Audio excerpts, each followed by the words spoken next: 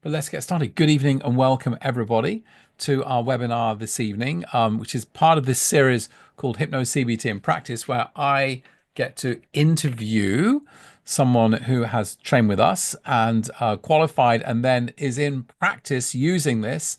And then they get to share not just all their journey, but also then what that's like using it in practice, very often with some information, a case study. I believe Michelle has a whole 4-hour presentation she's been told to be working on.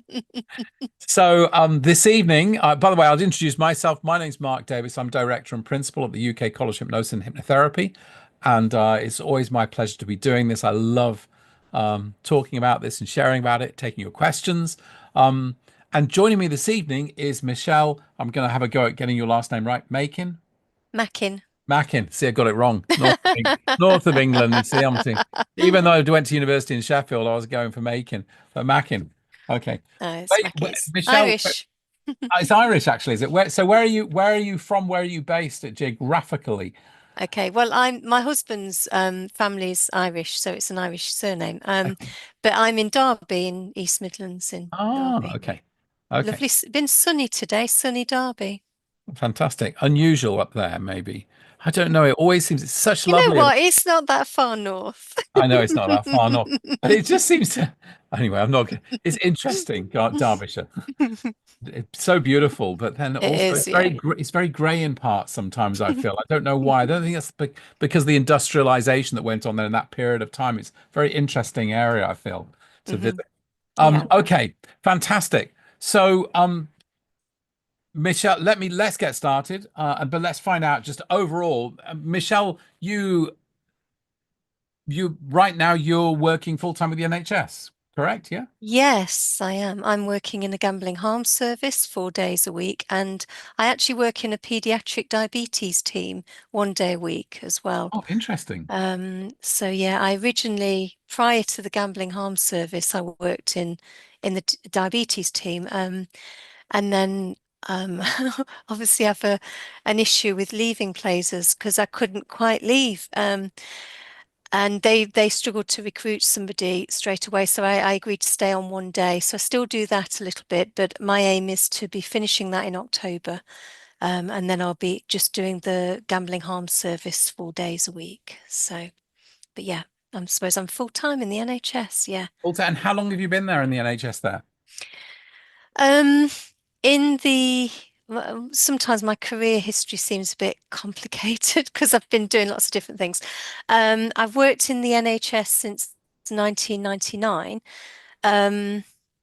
but I qualified as a psychologist in 2007, and I've worked in the NHS since 2007 as a psychologist. In the gambling harm service, I've been in the service just over a year. I'd never worked within the field of addictions before, so it was a big learning curve for me. Um, but yeah, I've learned a lot in the last Hmm, year.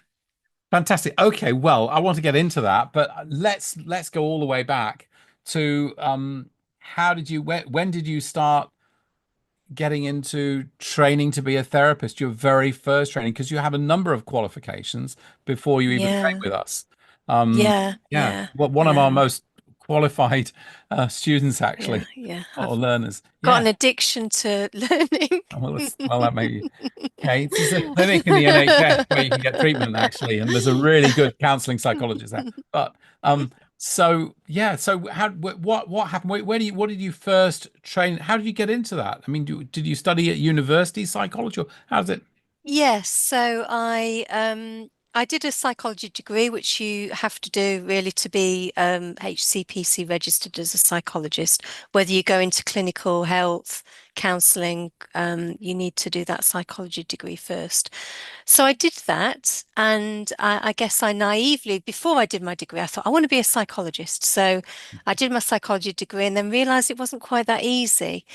So usually the process is you need to do assistant posts and get some experience before you go on to more of the clinical or counselling psychology training. And I really kind of struggled to get an assistant post. It was just so competitive and so difficult. So I thought I'm going to do some counselling training. So I then trained as a counselor, and actually at that point I didn't really know about counseling psychology, but the tutor on that counseling training was a counseling psychologist, and so he opened my eyes to this other kind of psychology profession. Um, so Because I did that. you were thinking of doing clinical or I education. had to, well, I at the very beginning I had no idea. I'm like, I want to be a psychologist. It was just like you know, a thing that Okay. I'd not really thought about in too much depth.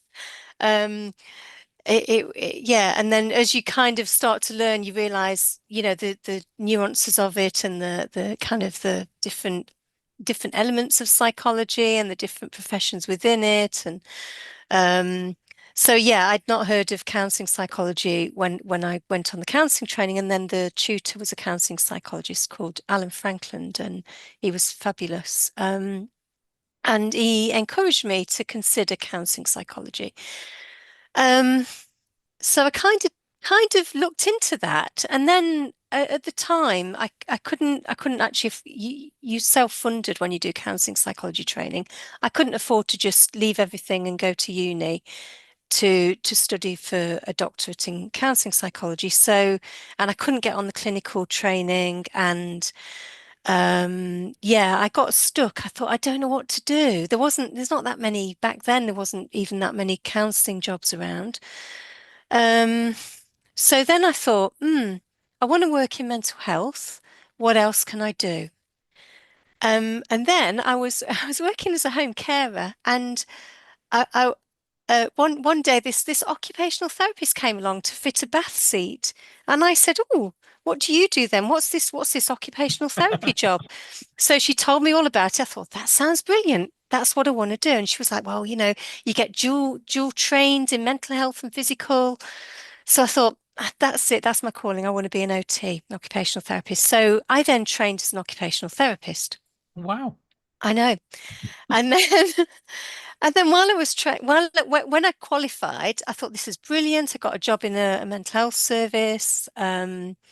I really liked it. And then I found myself doing lots of psychologically based groups. So, like anxiety management and relaxation groups. And yeah, I did some cookery groups as well, and I couldn't cook. I didn't know what to do with anything. I remember this man bringing this piece of steak or something. I'm like, I never cooked steak in my life. I don't know what to do with it. And yes, there was also an incident where I was doing a cooking assessment with someone, and this lady had to show me how to put the cooker on because I couldn't figure out how to use it. So there were some aspects of being an OT. I thought, not sure whether this is really quite me. But I enjoyed doing the anxiety management Mm. groups and the different groups. And I was doing lots of things with psychologists, and I kept looking at them and thinking, you know what? That's what I want to do. I want to be a psychologist.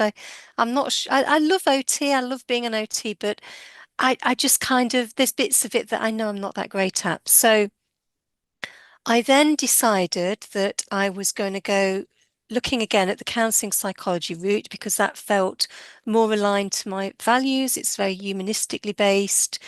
Um, and I Can you give decided people can you give people just a 30-second difference between counseling psychology and clinical psychology, perhaps? it's really difficult. I knew you was going to ask me that. I thought, I'm sure you'll ask that, and then I'll have to be prepared. And I'm Well, not I mean, quite just, sure what to I say. mean, it's helpful for people. My daughter's, she's got her degree in psychology. She's got her master's in cognitive neuroscience at UCL. I mean, and luckily, she's managed to bag an assistant psych temp position as well as a research position. But Right. goodness, what the Yeah, choices and questions, and yeah, you can have your degree and your master's, and you're still nowhere near doing any type of clinical work. She was thinking of doing yeah, physio because she was yeah, attracted to physio. She likes the yeah, mind, the body yeah, stuff. So yeah, yeah, yeah, a quick yeah, yeah. difference between these things for So people. I think that, I mean, there's a lot of crossover, especially now. I mean, originally, counseling psychology developed because at the time, clinical psychology was maybe viewed by some to be a bit more aligned with maybe more of a, I mean, they would disagree with this, I think, but maybe more aligned with kind of maybe a medical model and different approaches, whereas counseling psychologists or psychologists who wanted to be more humanistic, and felt more aligned with person-centered counseling, transaction analysis, different approaches from what was usually used with clinical psychology. less diagnostically driven. I mean, we could say Yes, that's a probably, yeah. really good way of putting it. Yes, So yes. less clinical psychs, very, very, Yeah, yeah. and But very skilled in I don't diagnosis. think it is as much now. I think that there's a huge crossover, and I think that there's lots of literature now within clinical psychology where they challenge some of those sort of that there's more of a trauma. I feel like whatever I say about clinical psychology, I'm going to get it wrong, so I'll shut up. But with the training, within the training, the big difference is that um, as a counselling psychologist, it's like a therapy training. So all of the hours that you do that count towards your qualification have to be face-to-face therapy hours. So Mm, you're kind of being trained more, leaning more towards being a therapist, I guess. There are all the other psychological aspects you need to do as well, but there's just more of a focus on that.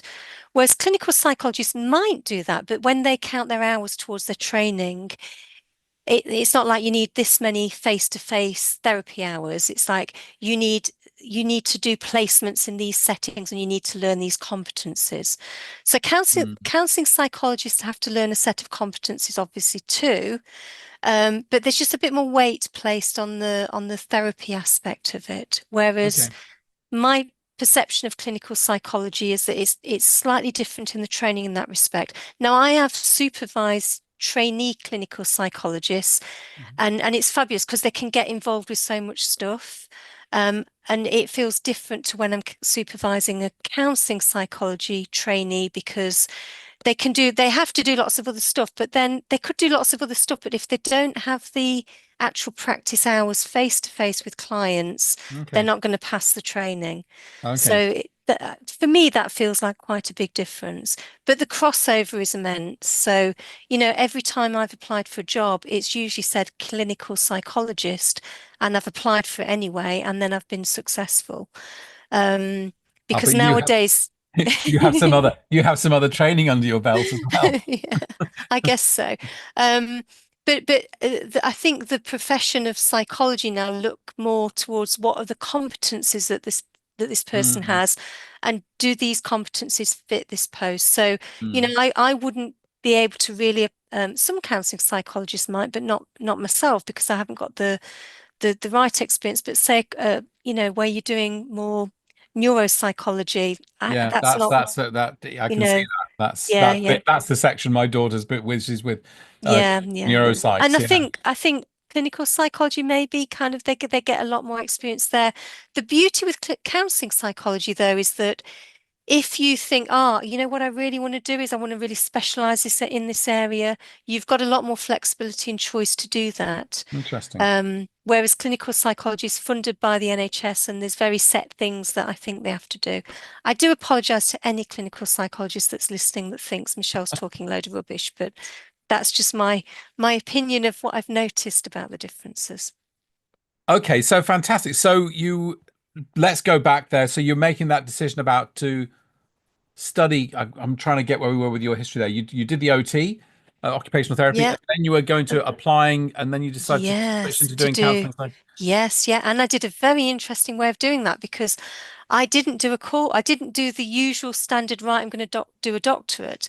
So you can still do it this way. You can apply to the British Psychological Society to do an independent route. So basically what they do is they give you the whole list of competencies that you need, and they monitor what you're doing, and you put together your own training pathway your own and portfolio. find your own placements and put it all together. So I did it that way simply because at that point I was working. I couldn't afford to pay for a doctoral course at that time, and it was a more flexible way of doing the training. So alongside the counseling psychology training with the BPS, I also trained as an integrative psychotherapist which gave me UKCP registration as well as getting the bit with the BPS, which was the HCPC registration, although it wasn't back then, but it is now. It's HCPC registration. Just so everyone knows, that's the Healthcare Professions Council, and that's Yes. part of the really under statute. That's there are regulated professional titles and then unregulated, and psychotherapist, counselor, hypnotherapist are not regulated.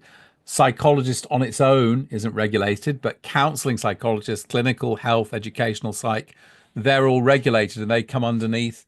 They don't have, I mean, the BPS, I think, unfortunately, didn't get to be the regulating body, but they came underneath an umbrella professional organization called the Healthcare Professions Council. So that Yeah, yeah, HCPC, we have to explain the acronyms.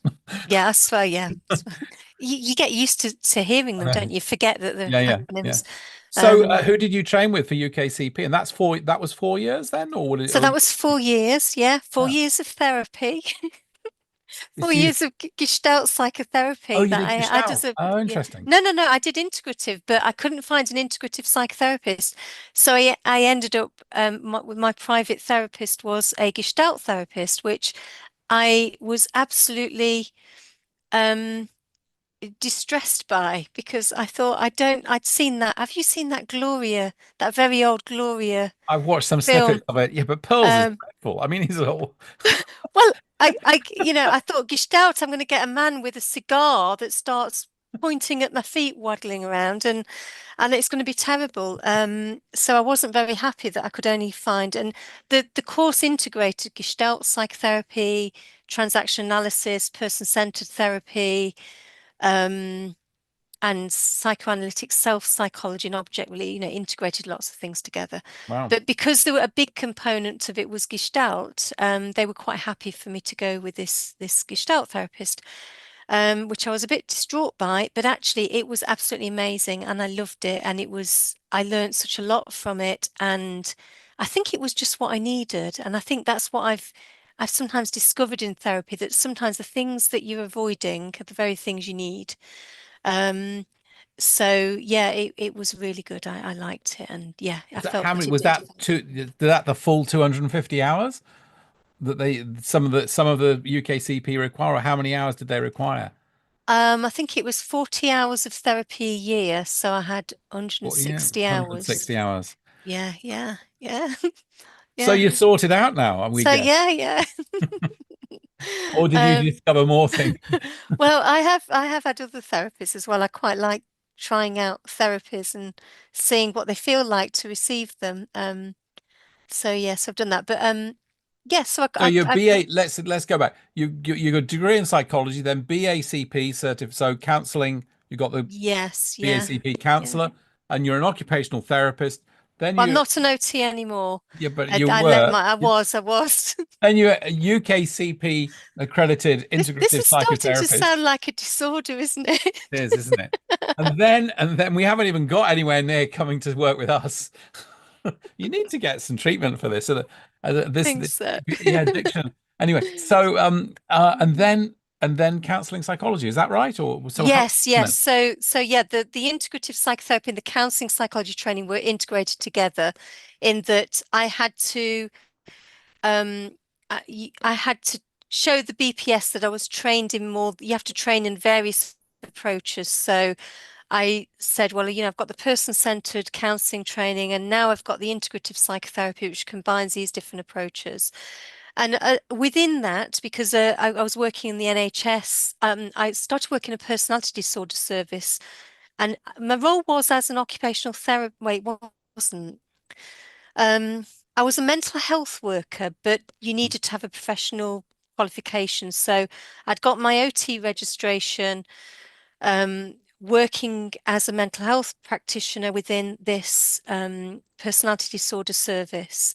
And it was a psychology service mainly, apart from the mental health works, but the people leading it were psychologists. And they supported me to do my counselling psychology training as well. So they were fabulous. They gave me, time out to do it. kind of paid leave, and they really, really supported me, gave me all the supervision I needed, additional training. So I did some bits and bobs of workshops of CBT, but I wasn't trained in CBT at that point. And actually, I'll tell you a secret, don't tell anyone, but I didn't like CBT at that point. I was like, oh, I don't really like CBT.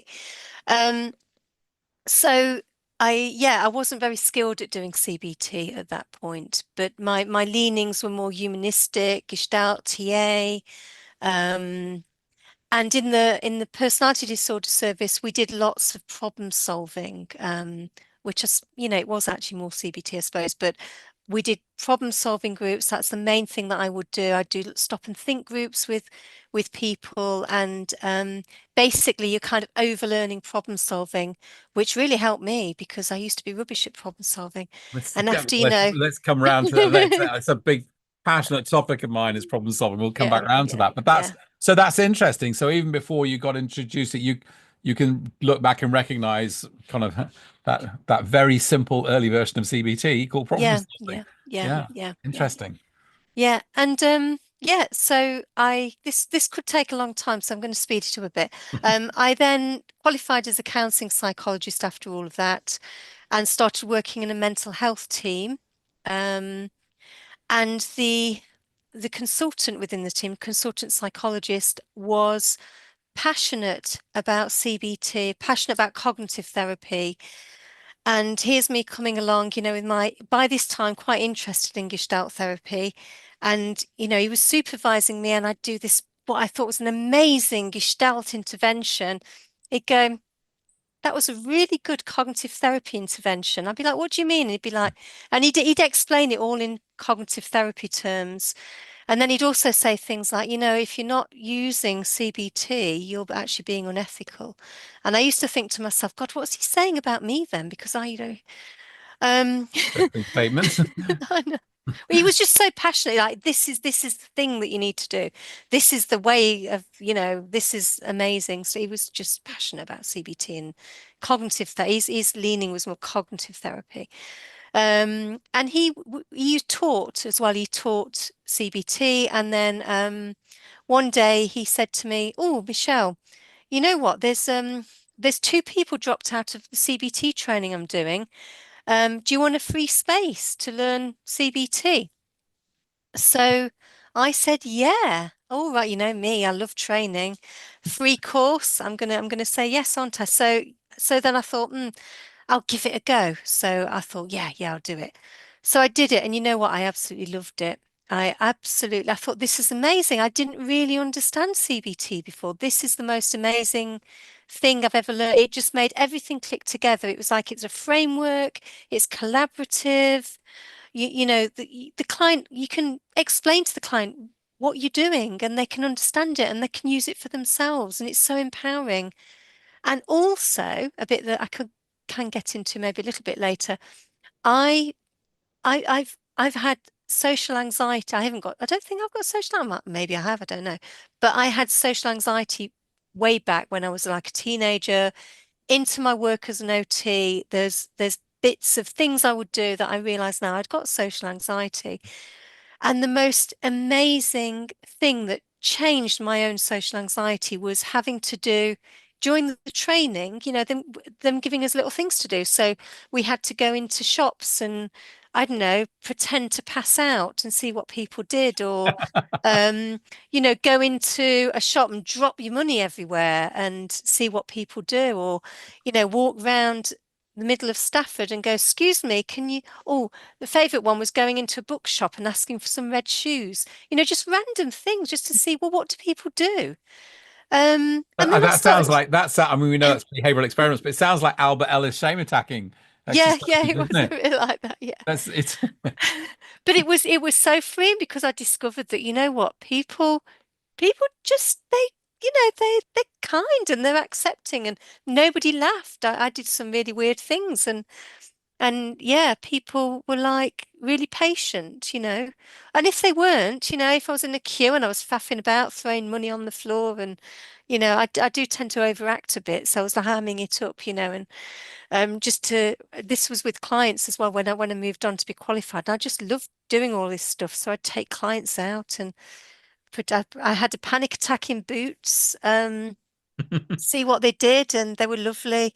But occasionally, some people would be a bit grumpy if I was holding a queue up. But you know what? You cope with it. What's the worst that happens if that happens? Well, it's The yeah. I world's mean, not going to end. Like you can how cope with you it. got to the space to go out and do those behavioral experiments or shame attacking exercises yourself. Of course, this is the interesting Yeah, yeah, getting to yeah, that point of I'm going to do yeah, that and see what yeah, happens, yeah, yeah, and then updating that your yeah, understanding based off of that. yeah, Fantastic. yeah, Wow. So that's it. I mean, it's. I mean, we could spend some time sort of exploring why suddenly, after all of this other stuff, that it sounds like you really gelled with all the way through the counselling, the UKC, all that other stuff, and then you came to this, and then this. I, I just want to pick up something you mentioned there, and I wonder if that's part of the key of it, as well as giving perhaps more of a framework, more of a systematic framework. That might be one thing, but the sense of it being both collaborative, not just client focused, but client empowering in terms of them becoming their yeah, own therapist, which is I've more and more I'm kind of drawing a line down the whole range of psychotherapies and hypnotherapies and saying the ones on this side, it's like they do all this stuff, but they don't show you really how it works. You don't really see how it works. It's like a little bit, they're not quite manipulating it, and you get better, but you don't really, and you've got some insight, but you don't really see how to do it yourself. The NLP yeah, yeah, person yeah, doesn't yeah. show you to do the NLP on yourself. So I Mm. wonder if that's, but tell me why did that suddenly make you go, aha, wow, this, Um, you know what? I don't know. I don't okay, oh, that's fine. Um, I think it maybe was it was the actual client work, I think. And I think also it made me reflect on because I'd had lots of therapy. When I did my counselling training originally, I had some person-centered counselling because that's what you had to do alongside the Mm, training.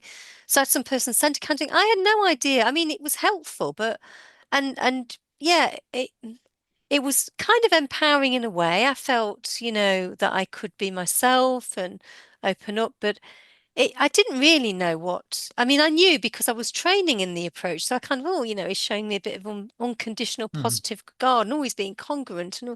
But if I'd have been a client, I don't think I'd have really known. And then I think you go away and feel better, but you don't really know why you feel better. And then you perhaps think, I need to go and have more therapy rather than thinking, what can I mm. do for myself?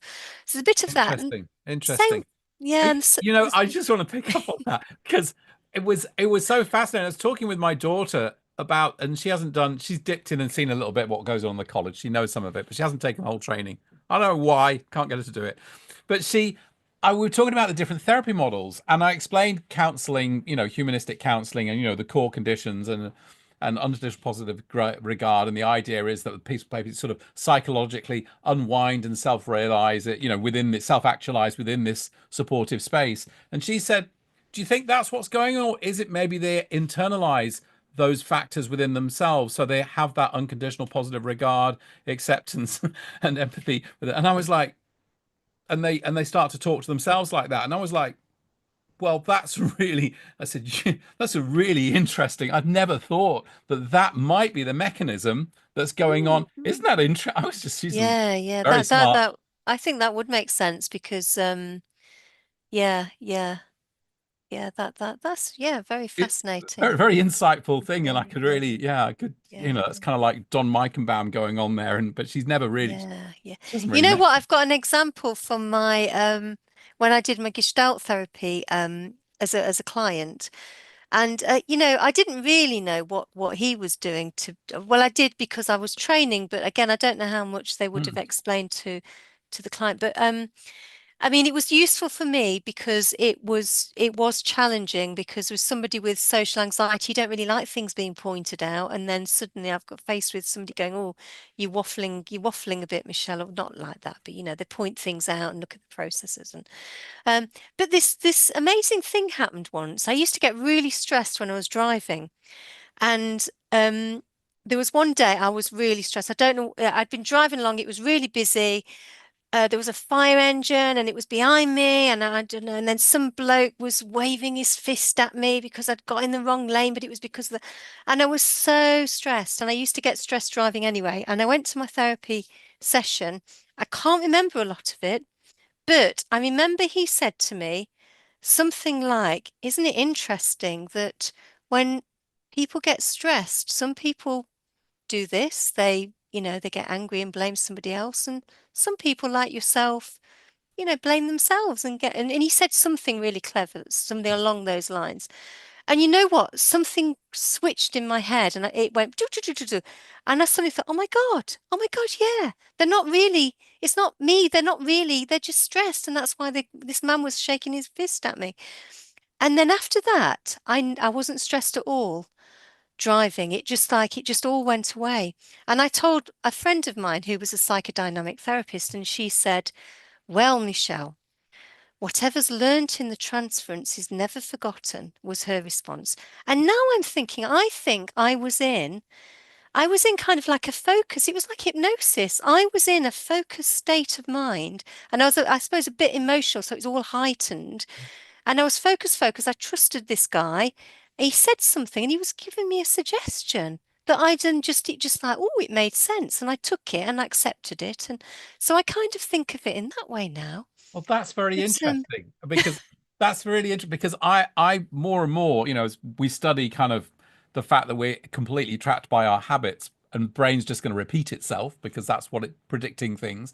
And, Lisa Feldman Barrett saying imagination is the only route to freedom, so to speak, to imagine something. But so the invitation there to imagine, which is essentially what a suggestion is, he's mm, inviting you to imagine this other possibility and then as yes. you're imagining it, you're actually experiencing it, and then you're setting up a new predictive pathway. Does Yeah. that make sense? Yes, absolutely. Yeah, So yeah. I think that's one of the fundamental processes, a kind of liminal imagining that's going on throughout therapy. Clients are now beginning to think, oh, and they're imagining. And so the experiencing of other positive possibilities or helpful Yeah. possibilities, I'm going to, A, is the essence of hypnosis, but B, is maybe one of the fundamental processes going on in therapy. Yeah. So, Yeah. but that people aren't aware that that's Yeah. happening, but it's happening. People are beginning to consider, well, I could be more confident, or I could be, Yeah. Yeah. maybe I could Yeah. sleep well, you know. Yeah. Yeah. So it was Anyway, quite profound and yeah, I that's still really remember it interesting. now. Yeah. That's so Yeah. interesting. With just one moment like that suddenly Yes. catalyzes all this. Yes. Yeah. It was Fascinating. amazing.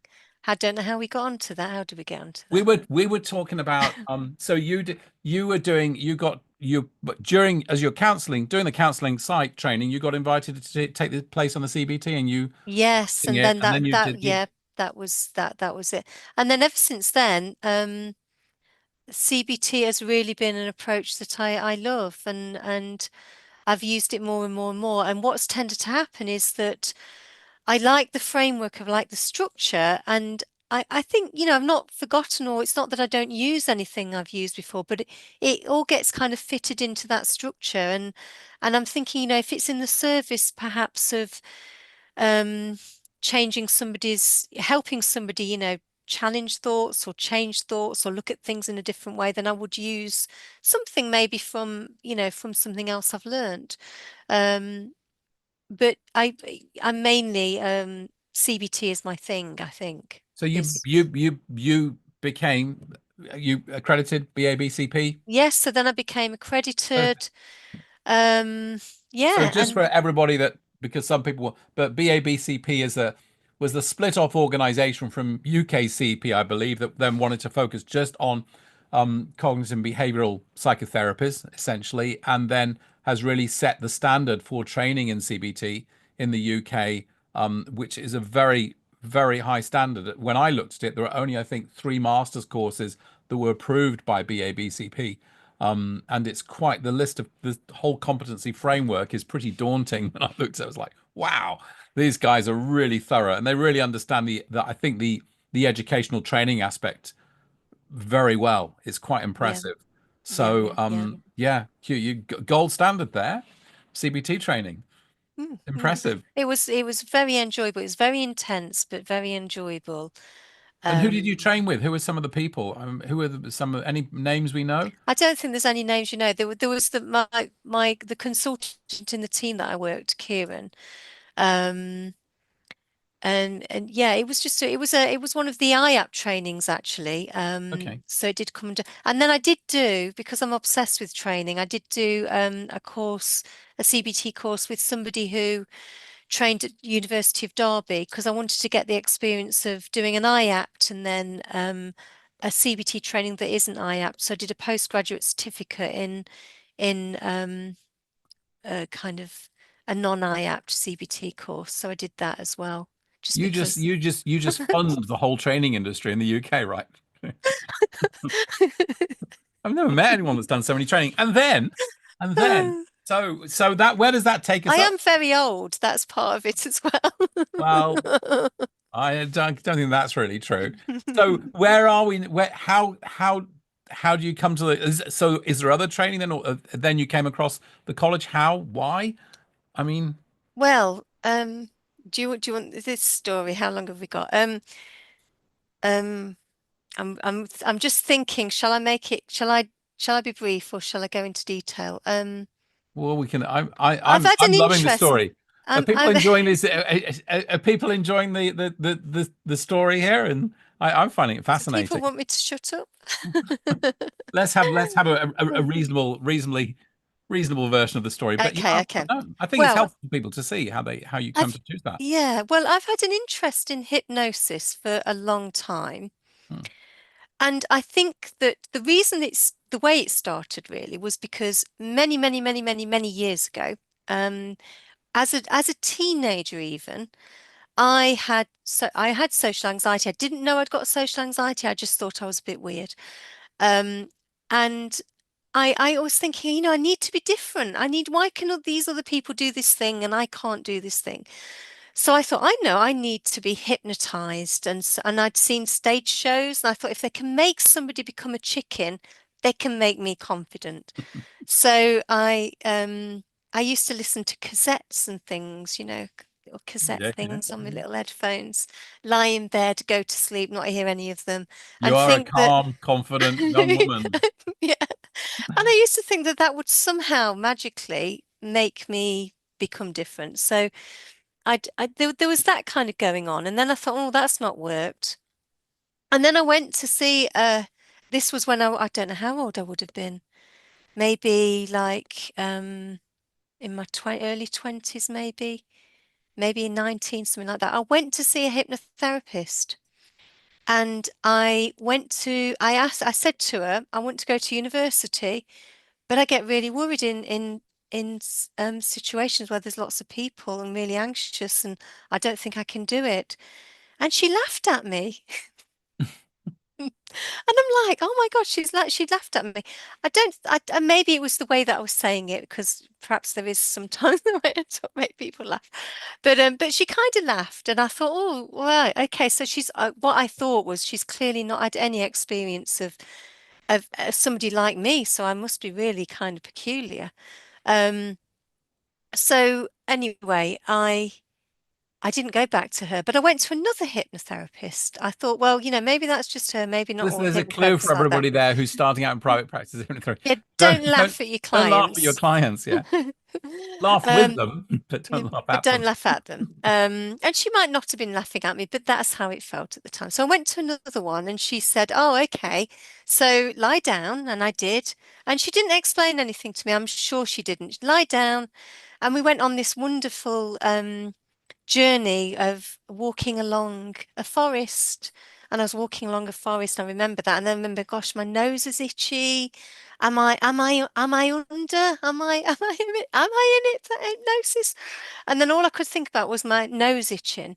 And then every time I moved, because I was so desperate to rub my nose, she kept going and then like trying to deepen me again. And then I'm like, oh God, so she keeps doing that. And we're going back to the beginning. So I didn't tell her any of this was happening, and then so I went away and I thought, I'm not sure that hypnosis is working for me, but it clearly works for the people. But it was kind of there at the back of my mind as an interest.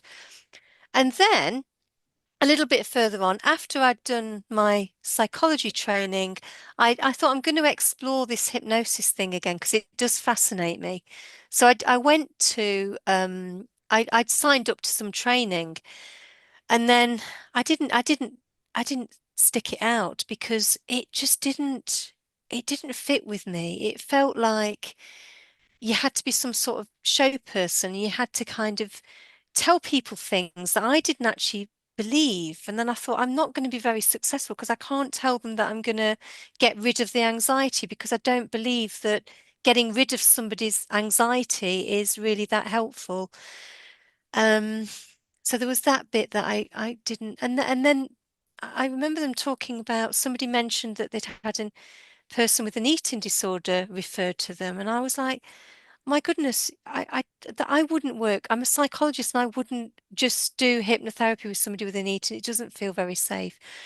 So I didn't continue with the course. It didn't fit with me. It didn't, I just thought, I don't know why I kept going back to hypnotherapy, but anyway, it's, it disappointed me. Hmm. So anyway, then skipping along a bit, this was more recently. I got a job in a pain management team and I started working in a pediatric diabetes team. And in the pediatric team, there was a psychologist there who did hypnosis.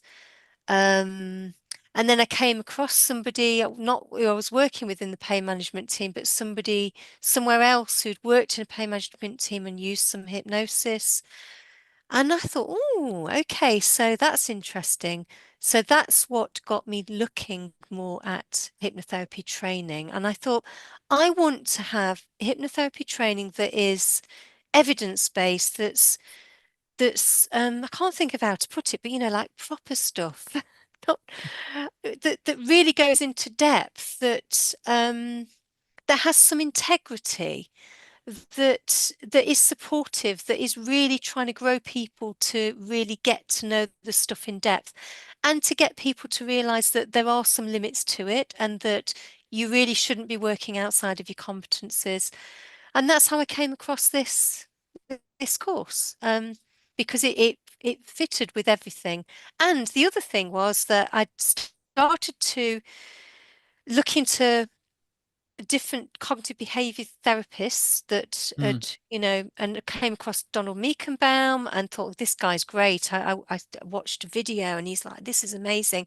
And then as I was looking at your training here, I found that you have some connection with him. So this is like, wow, it's like it's all coming together. This is beautiful. And that's how I came to be on this training.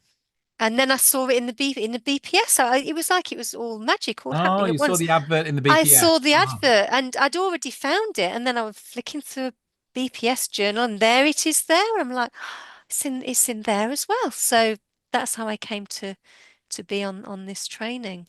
fantastic. And we can talk because you did the Meichenbaum course as well, I believe. But let's talk about, Yes. you did the online diploma with the where you basically the sort of flipped classroom model where you're watching the video lectures, Yeah. Yeah. um, which we wish we'd filmed better at the time now. We'll have to but what to do. The video lectures from the live course, the edited ones, and then you're having the one-to-one tutoring, and then we just started up the practice sessions then I think as well. Yeah. So just give everyone a little kind of summary of what that was like, because it's a different probably sort of training format than you've had before. Yeah. And Yeah. then also, yeah, what was that? And then your tutor was Kevin as well. So yeah, Yeah. Yeah. Yeah. It was so enjoyable and it was so convenient as well. And we were still in the pandemic, weren't we, in you were beginning of 2020. Yeah, 2021. yeah, So yeah. 2020, I think I might have contacted the course then, and then I think I started it properly in 2021. And I think we're still in the pandemic. The pandemic, it was a difficult time, but at the same time, it kind of opened the world up a bit, I think. I did lots more online things that I'd never Yeah. done before. And the training felt just so convenient, so accessible. And because I tend to have a busy life. I did have a busy life then, and I still have. And it was easy to kind of fit it around. So I didn't have to travel somewhere, I didn't have to be somewhere. I didn't have to turn the camera on at a certain time and log in. I could, 10 o'clock in the evening, I could decide, right, I'm going to do some training, and I could log in then and do it then. And I could pace it to my own life. And, the other great thing about it is that, if there's a part you think, oh, I don't quite get that, I can go back and watch it again. It was really, really good. And the content of it was so enriching. The hypnotherapy bit was really great, and then the CBT part as well. I was so impressed with the depth of it and the way that it was taught. So I mean, yeah. I haven't done, I haven't done. All I did was train with Donald and then built out my understanding from there.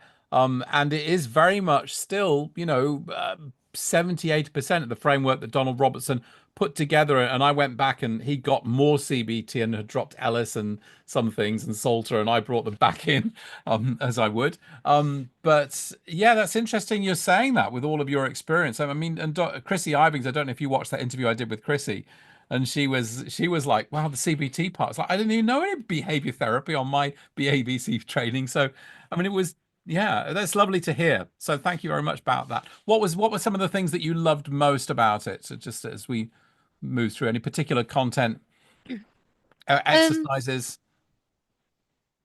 I think the bit that I really took from it was this integration with CBT and hypnosis.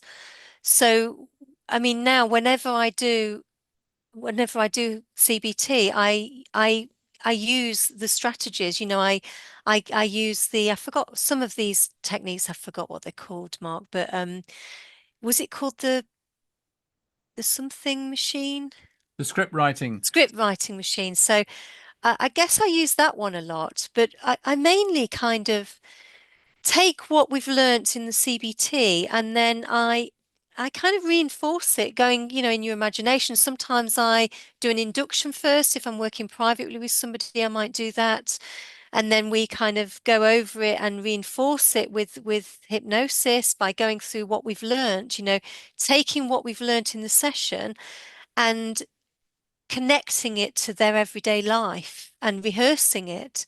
In their imagination, And in then their in their imagination, yeah. And so, the next time they're in that situation, it's more likely then that they're going to be able to bring all of this to mind. So I do a lot of that. And I think that ability to integrate it with CBT has been it's been like a revelation, really. It's been amazing. And I can see that it really makes a difference to the CBT that I offer.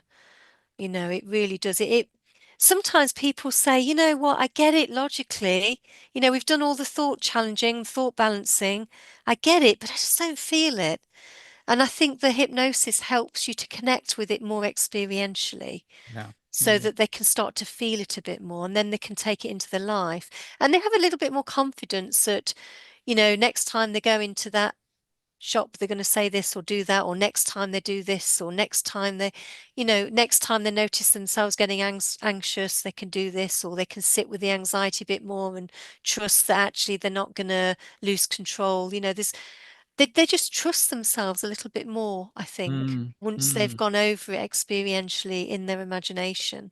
Self-trust and self-belief and some positive Yeah, expectation coming in. And it's yeah, interesting that you put that particular exercise, which for everyone we actually do on day 4 in the first week, the script writing exercise or machine. That's the one that Dr. Chrissy also brought out and said that's the thing that she particularly does. And I think it's interesting, it's very person centered as well, because it's very, it's you're asking them to close their eyes and imagine achieving their goal, and yeah, then finding out what that would be like, and then reading that back to them with your eyes closed. I yeah, just think there's a lot of interesting, lovely stuff going on there. But it's one yeah, of the exercises I recommend if you that you do. Everyone does a lot of practice sessions on, because I think it gives you confidence as a hypnotherapist in terms of the ability to improvise, not have a script, yeah, listen yeah, and then yeah, generate those suggestions for the client yourself, and yeah, yeah, and yeah. the how it builds the connection. So Mhm.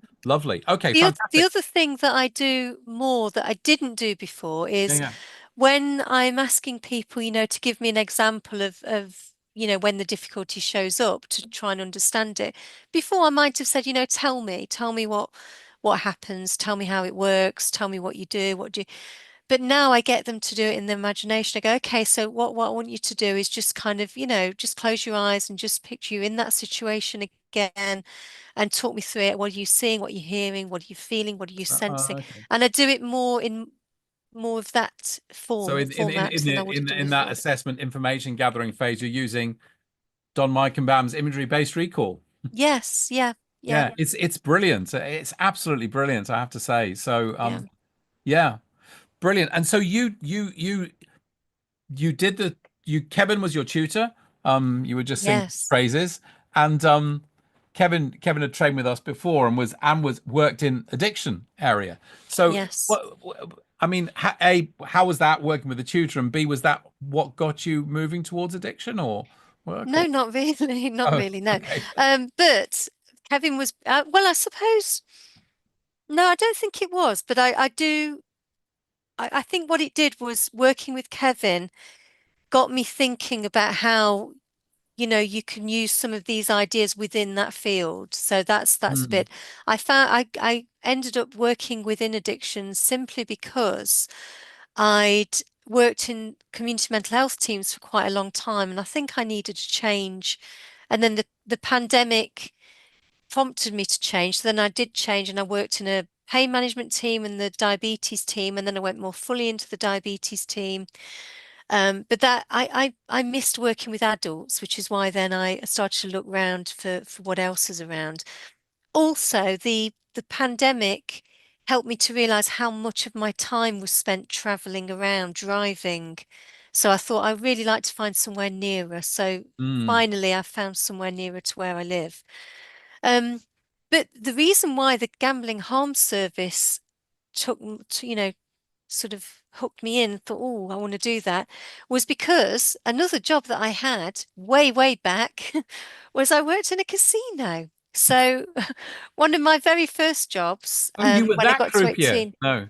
so I was a croupier in a casino. And then I worked in a bingo hall. So, and it really put me off gambling, I must say. But I remember what really stood out for me was as a croupier, seeing people coming in, collecting the gyro checks and then putting all the money and losing it all and sitting at the bottom of the table and crying because they'd just lost all their money for the week. And it really, really struck me there was lots of excitement and there was something very, there's lots of sensory stuff with being in a casino and the noises and the sound of the ball rolling around and the way it is. It's I could see how it's very captivating for people, but the other side and people getting really excited because they have won. But then the flip side of it, and particularly in the daytime, I would see people coming in and they would spend a hell of a lot of money that they clearly didn't have and they would be distressed and I would feel bad that I used to think, God, I can't actually control where this ball goes at all. But they used to think I could, so they'd get annoyed at me because they'd be like, you're pressing a button and you're making the ball fall in a different place. Like, no, I'm not. I'm just. But it really kind of stayed with me, that experience. Hmm. And so then when I saw the job, I felt like I'm coming full circle. I'm kind of, probably nearing the end sort of bit of my career. Um, and the very beginning of my working life, it was, in a gambling kind of scenario. And so it kind of feels like, yeah, but I'm doing something that feels meaningful. I'm helping people that That are quote, we're all going to return back to the place and know it once again. That that quote. So yeah, that's how I ended up there. It Oh, just it was chance. That yeah, the job came up. I'd got kind of these experiences, and that I was ready for a change and wanted to work nearer to where I live, and it all came together. So yeah, now I'm in that service. so how long have you been there working in that service there? And you're doing 4 days a week there, is that right? So I'm Yeah. doing 4 days a week there. Still do 1 day a week in the pediatric team. Until October.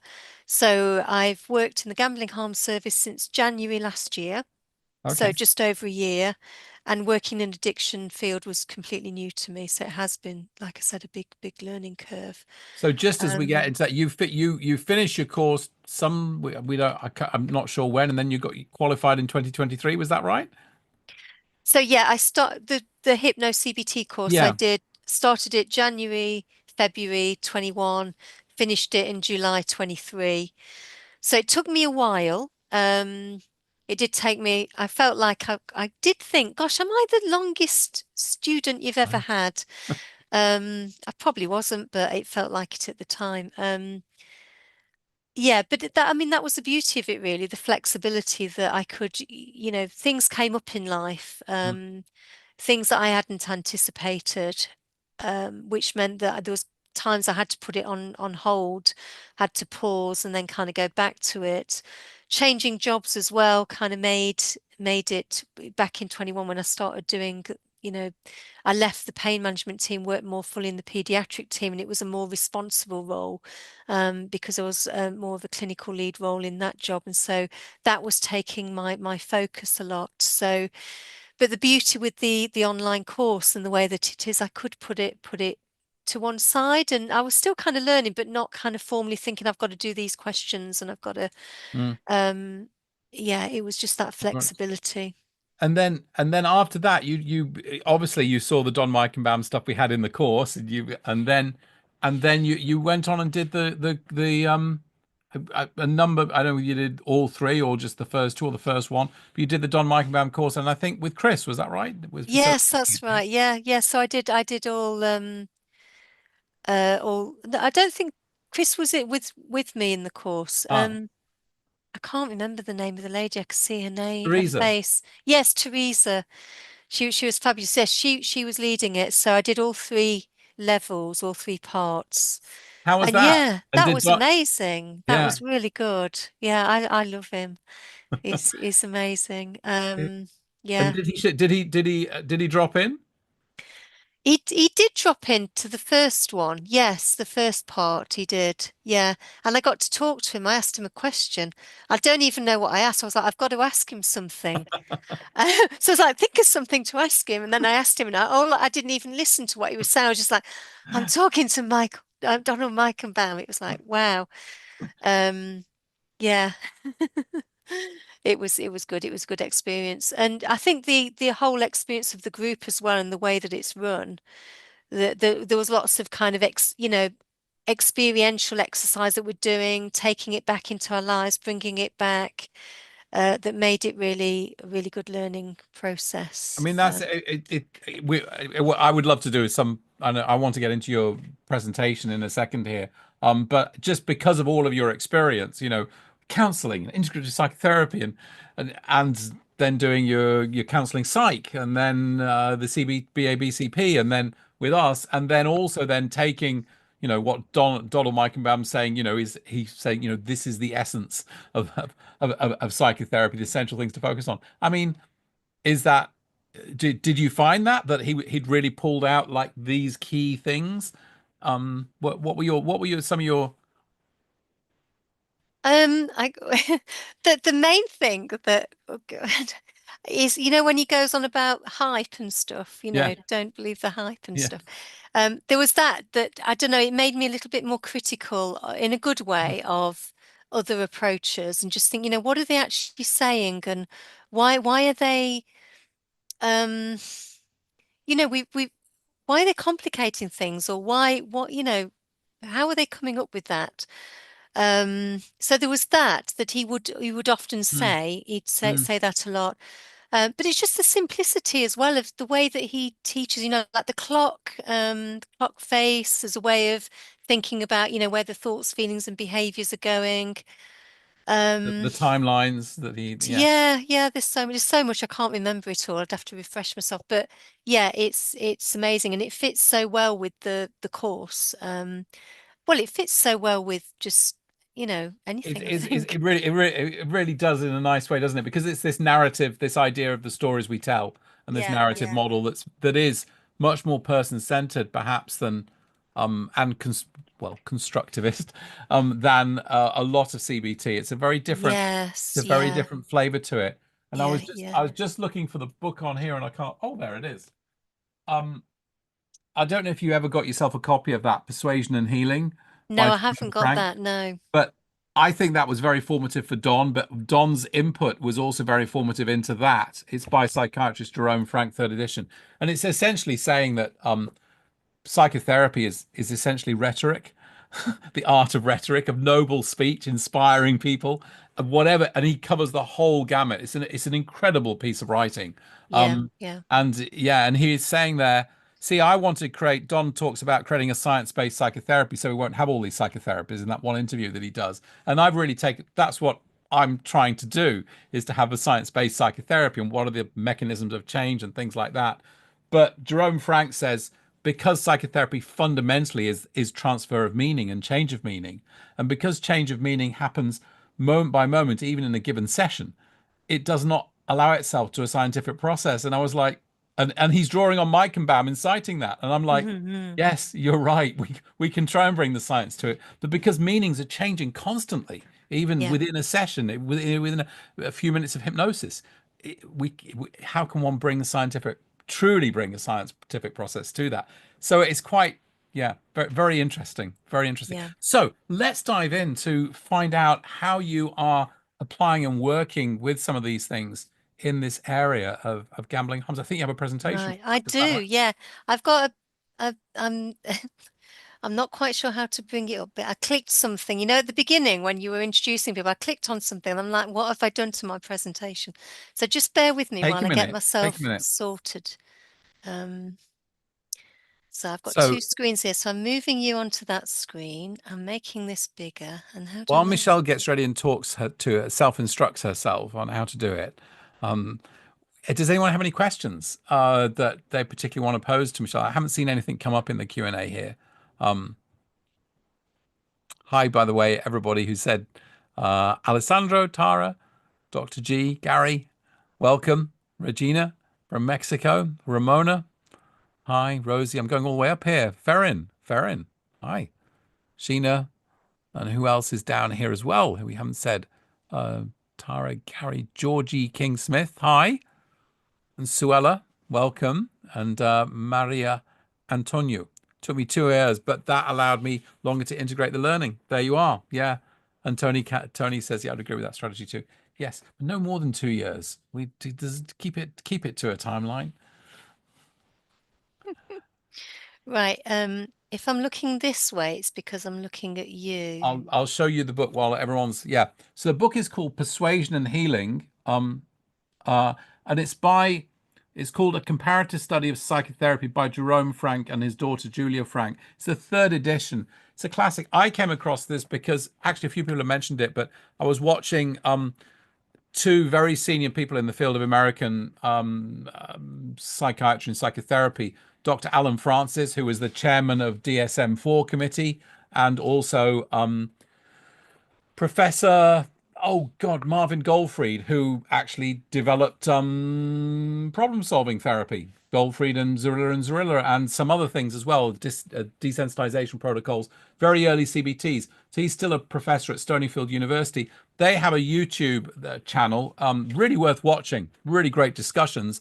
And they mentioned this book and said that this was the single most, I think Alan Francis, both of them said this was the single most influential book reading it. And that they put this ahead of Freud, even though Alan Francis was a trained kind of psychoanalyst. So I really recommend it. It's extraordinary piece of writing, really good.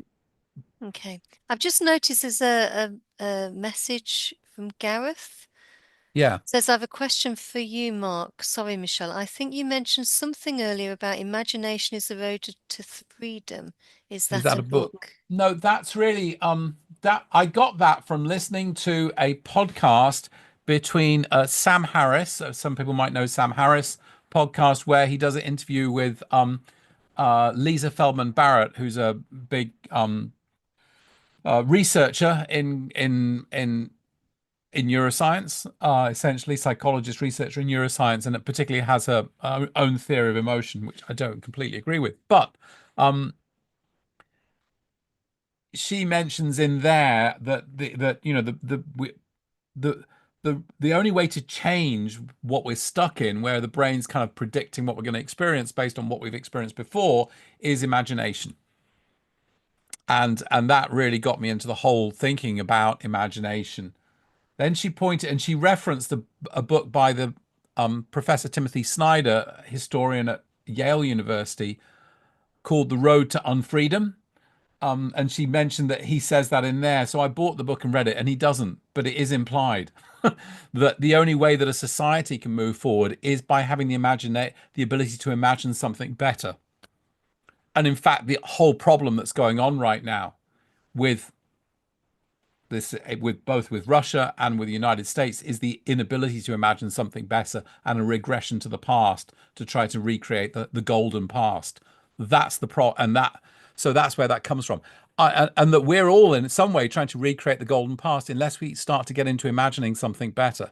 So it's imagination. She has this phrase that imagination, we can begin to cultivate a new past in the present moment. We can begin to cultivate a new past that will control our future. Very interesting idea. Start to create something different now that becomes your new past that starts to control your future.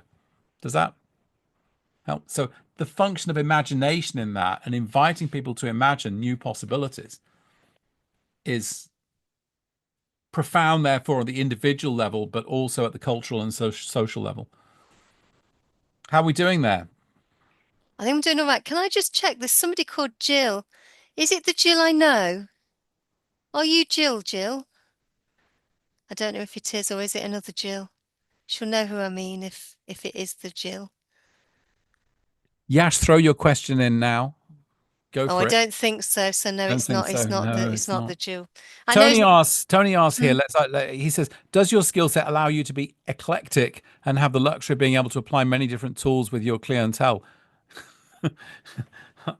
I haven't met a more eclectically trained individual in my life, Tony, but I'm going to let Michelle answer. Um. Yeah.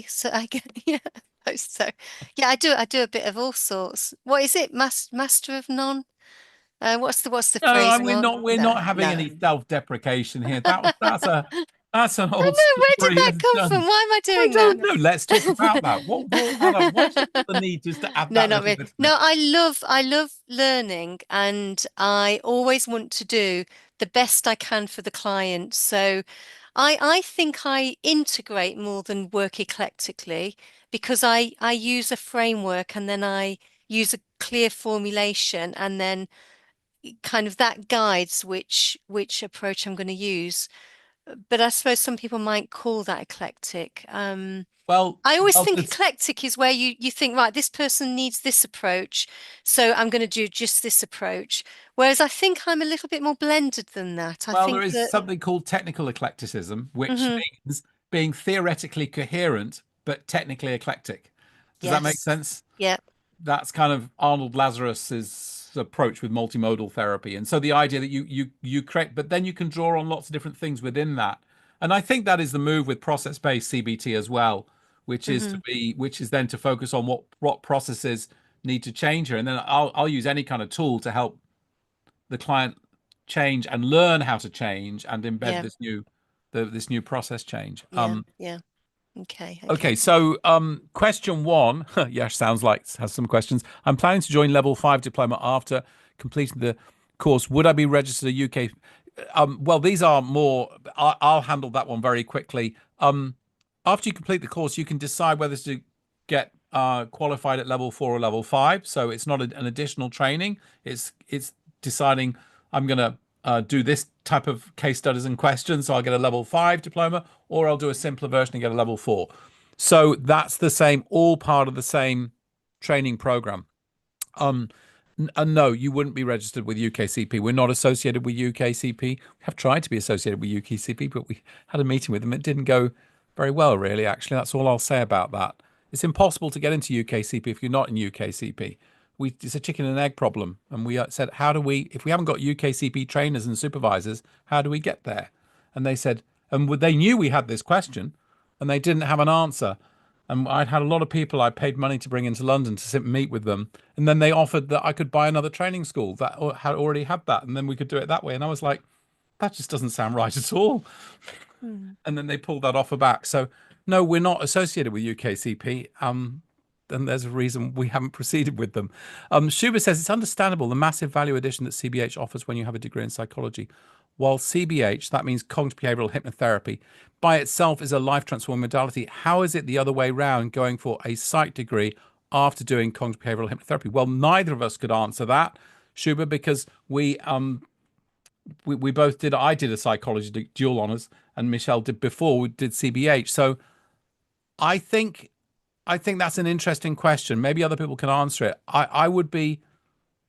I, it depends. You're going to learn a lot of stuff that isn't clinically relevant if you do a psychology degree after doing this. Whereas what I think we've done, and Michelle is, what I thought was brilliant that Donald Robertson put together was this incredible curation and distillation of the key themes and the research around psychotherapy generally, hypnosis, and then CBT in a really interesting way. And people have done, you're not going to cover that in a psychology degree, and any given masters might not cover that either.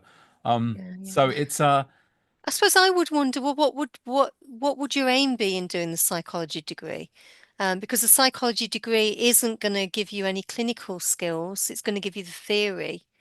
Um, so I'd be wondering, well, what is it? Where do you want to get to?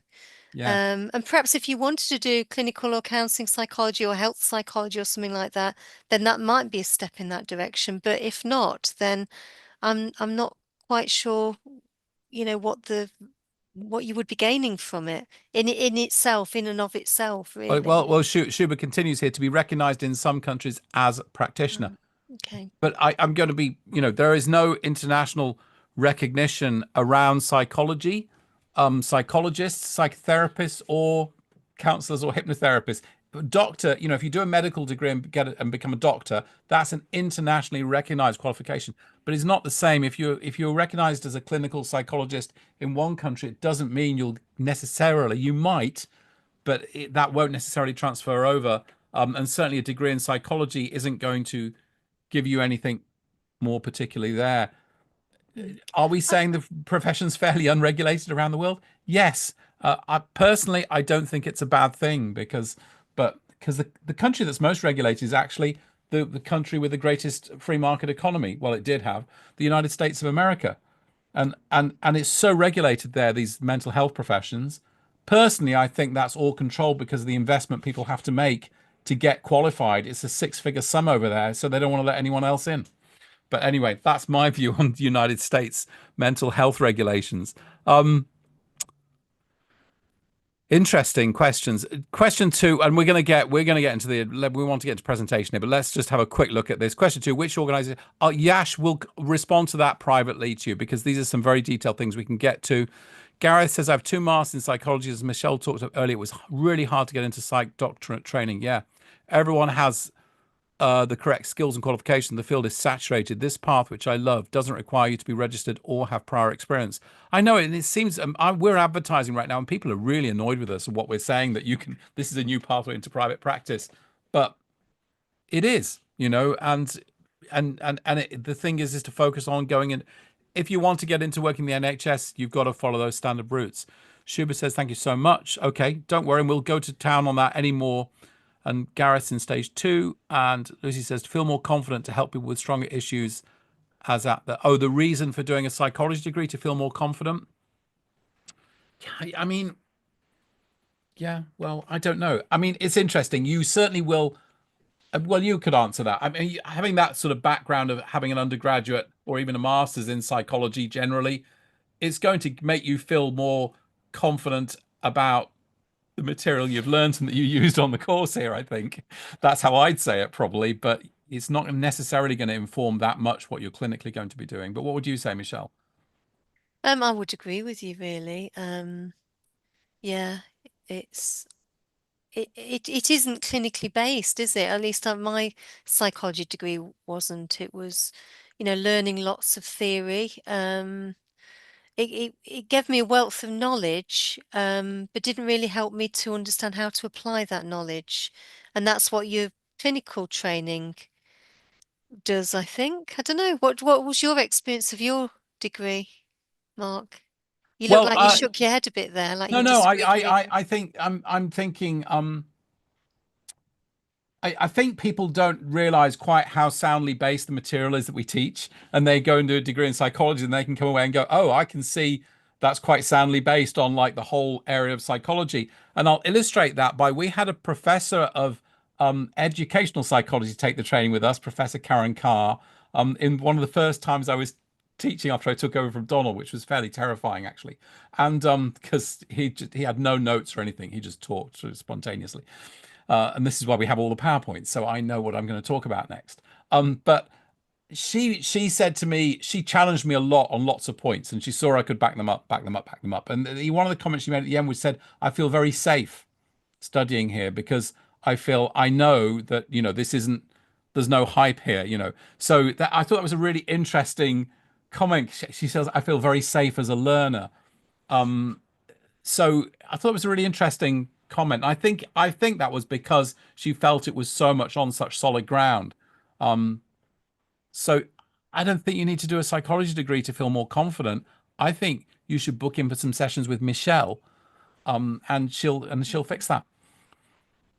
I'd be more than happy to talk to people because everybody's experience is going to be individual, isn't it? And where they're wanting to be headed is going to be very individual. So, it's difficult to give a blanket, well, this is the answer. But I'm more than happy to chat with people if they're interested in counseling psychology or clinical psychology. I've got a bit of experience of meeting trainees that I'm supervising and a bit of knowledge of the courses that are in my area. So I'm more than happy to chat with people if they want a bit of background. Yeah. Shall I get on with the Let's get on with your thing because I can presentation? see and Dr. Hurley is going to pull me into a whole discussion here on Bessel van der Kolk, so we won't go down I'm that. starting to flag a bit as well, Mark, I must Okay, say. You've got a lot of stamina to keep going. I'm starting to think, oh gosh, I'm getting rather tired.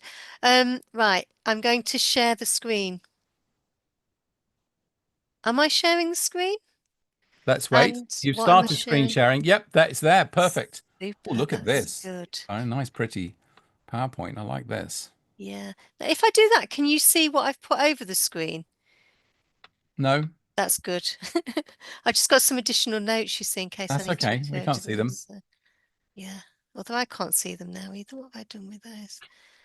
Hmm, I'll stop faffing about and get on with it. So what I'm going to do, I'm going to give an overview of a bit of an overview of gambling.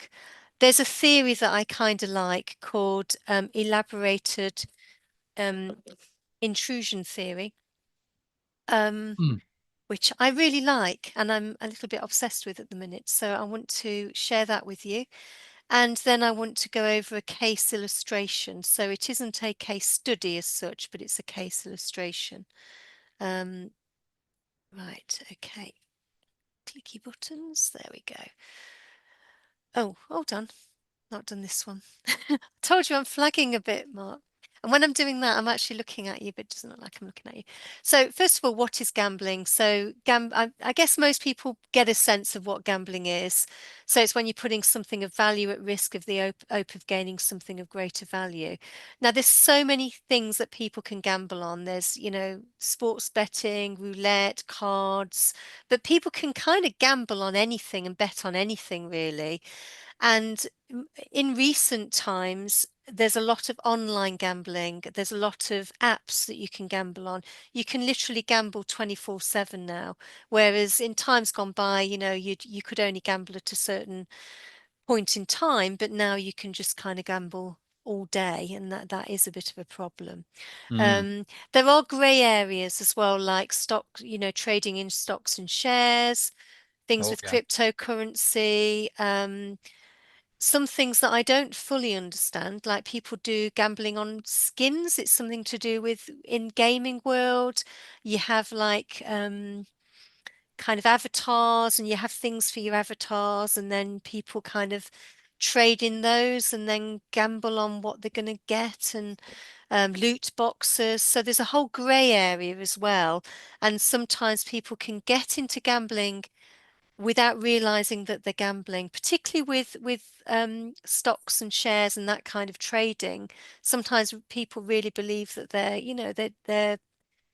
don't realize there's that element of chance in the same way that there is in say if you're playing roulette or something like that, or sports betting.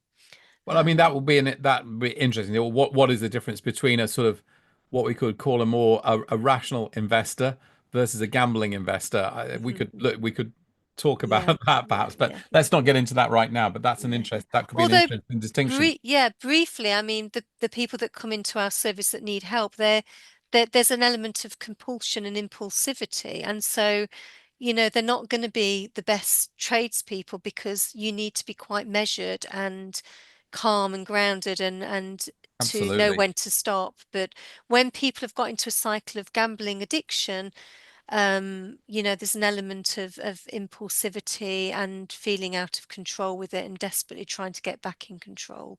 Mm. So that then it becomes a problem. So problematic gambling is it's when it becomes disruptive to a person's life. It kind of takes over. So the person starts chasing losses. So, they lose money and they think, well, if I carry on, I'm going to get that money back. Or they might chase the wins as well. They might sort of think, well, I'm on a winning streak. I need to keep going because I'm on a lucky streak. And if I stop now, I'm going to lose the opportunity of winning more.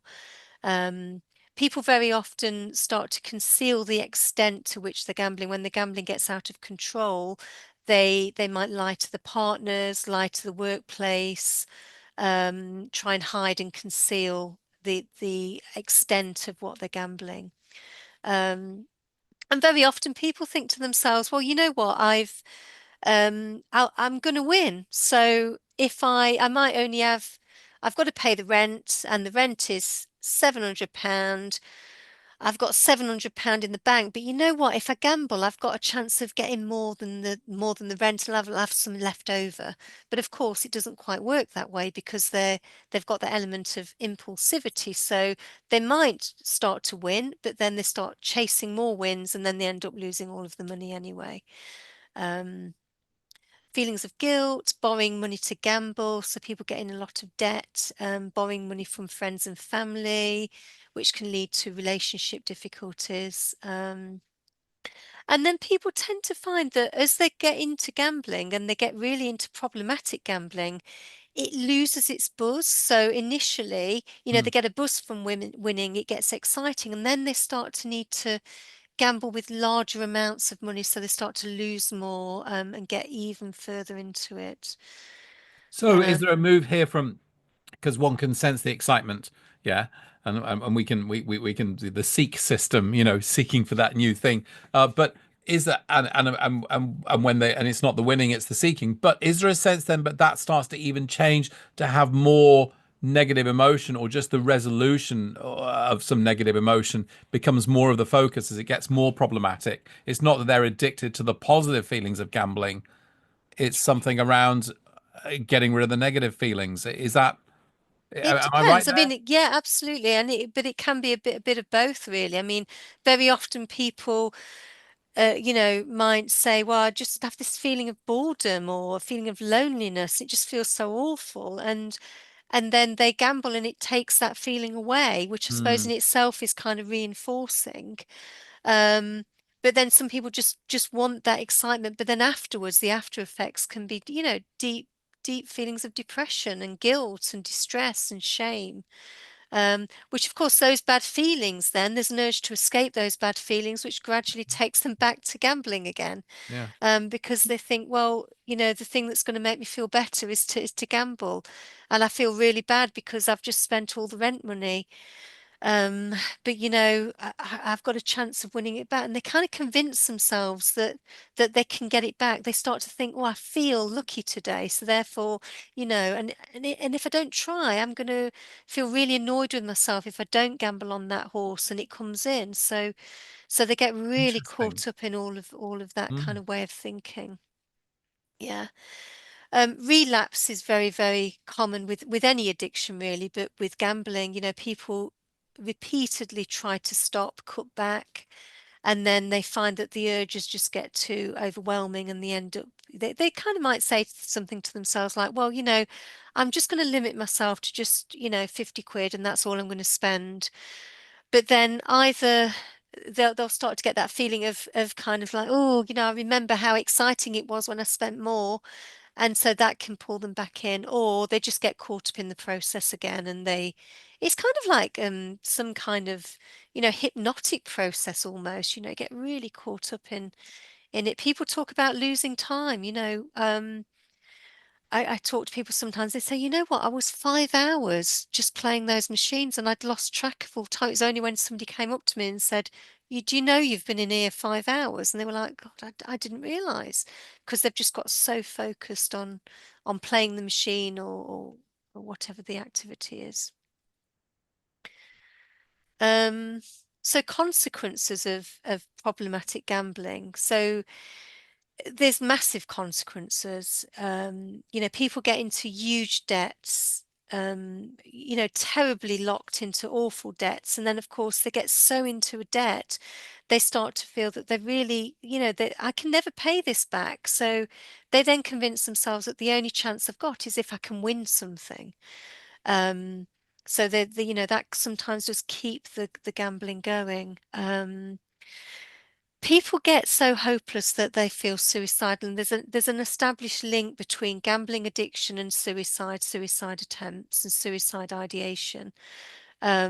People feel so trapped and so out of control and so ashamed of where they've got themselves to, or so, just they've tried so many times to stop doing it and can't, and they don't know what else to do, and they think the only thing I can do is to end it all.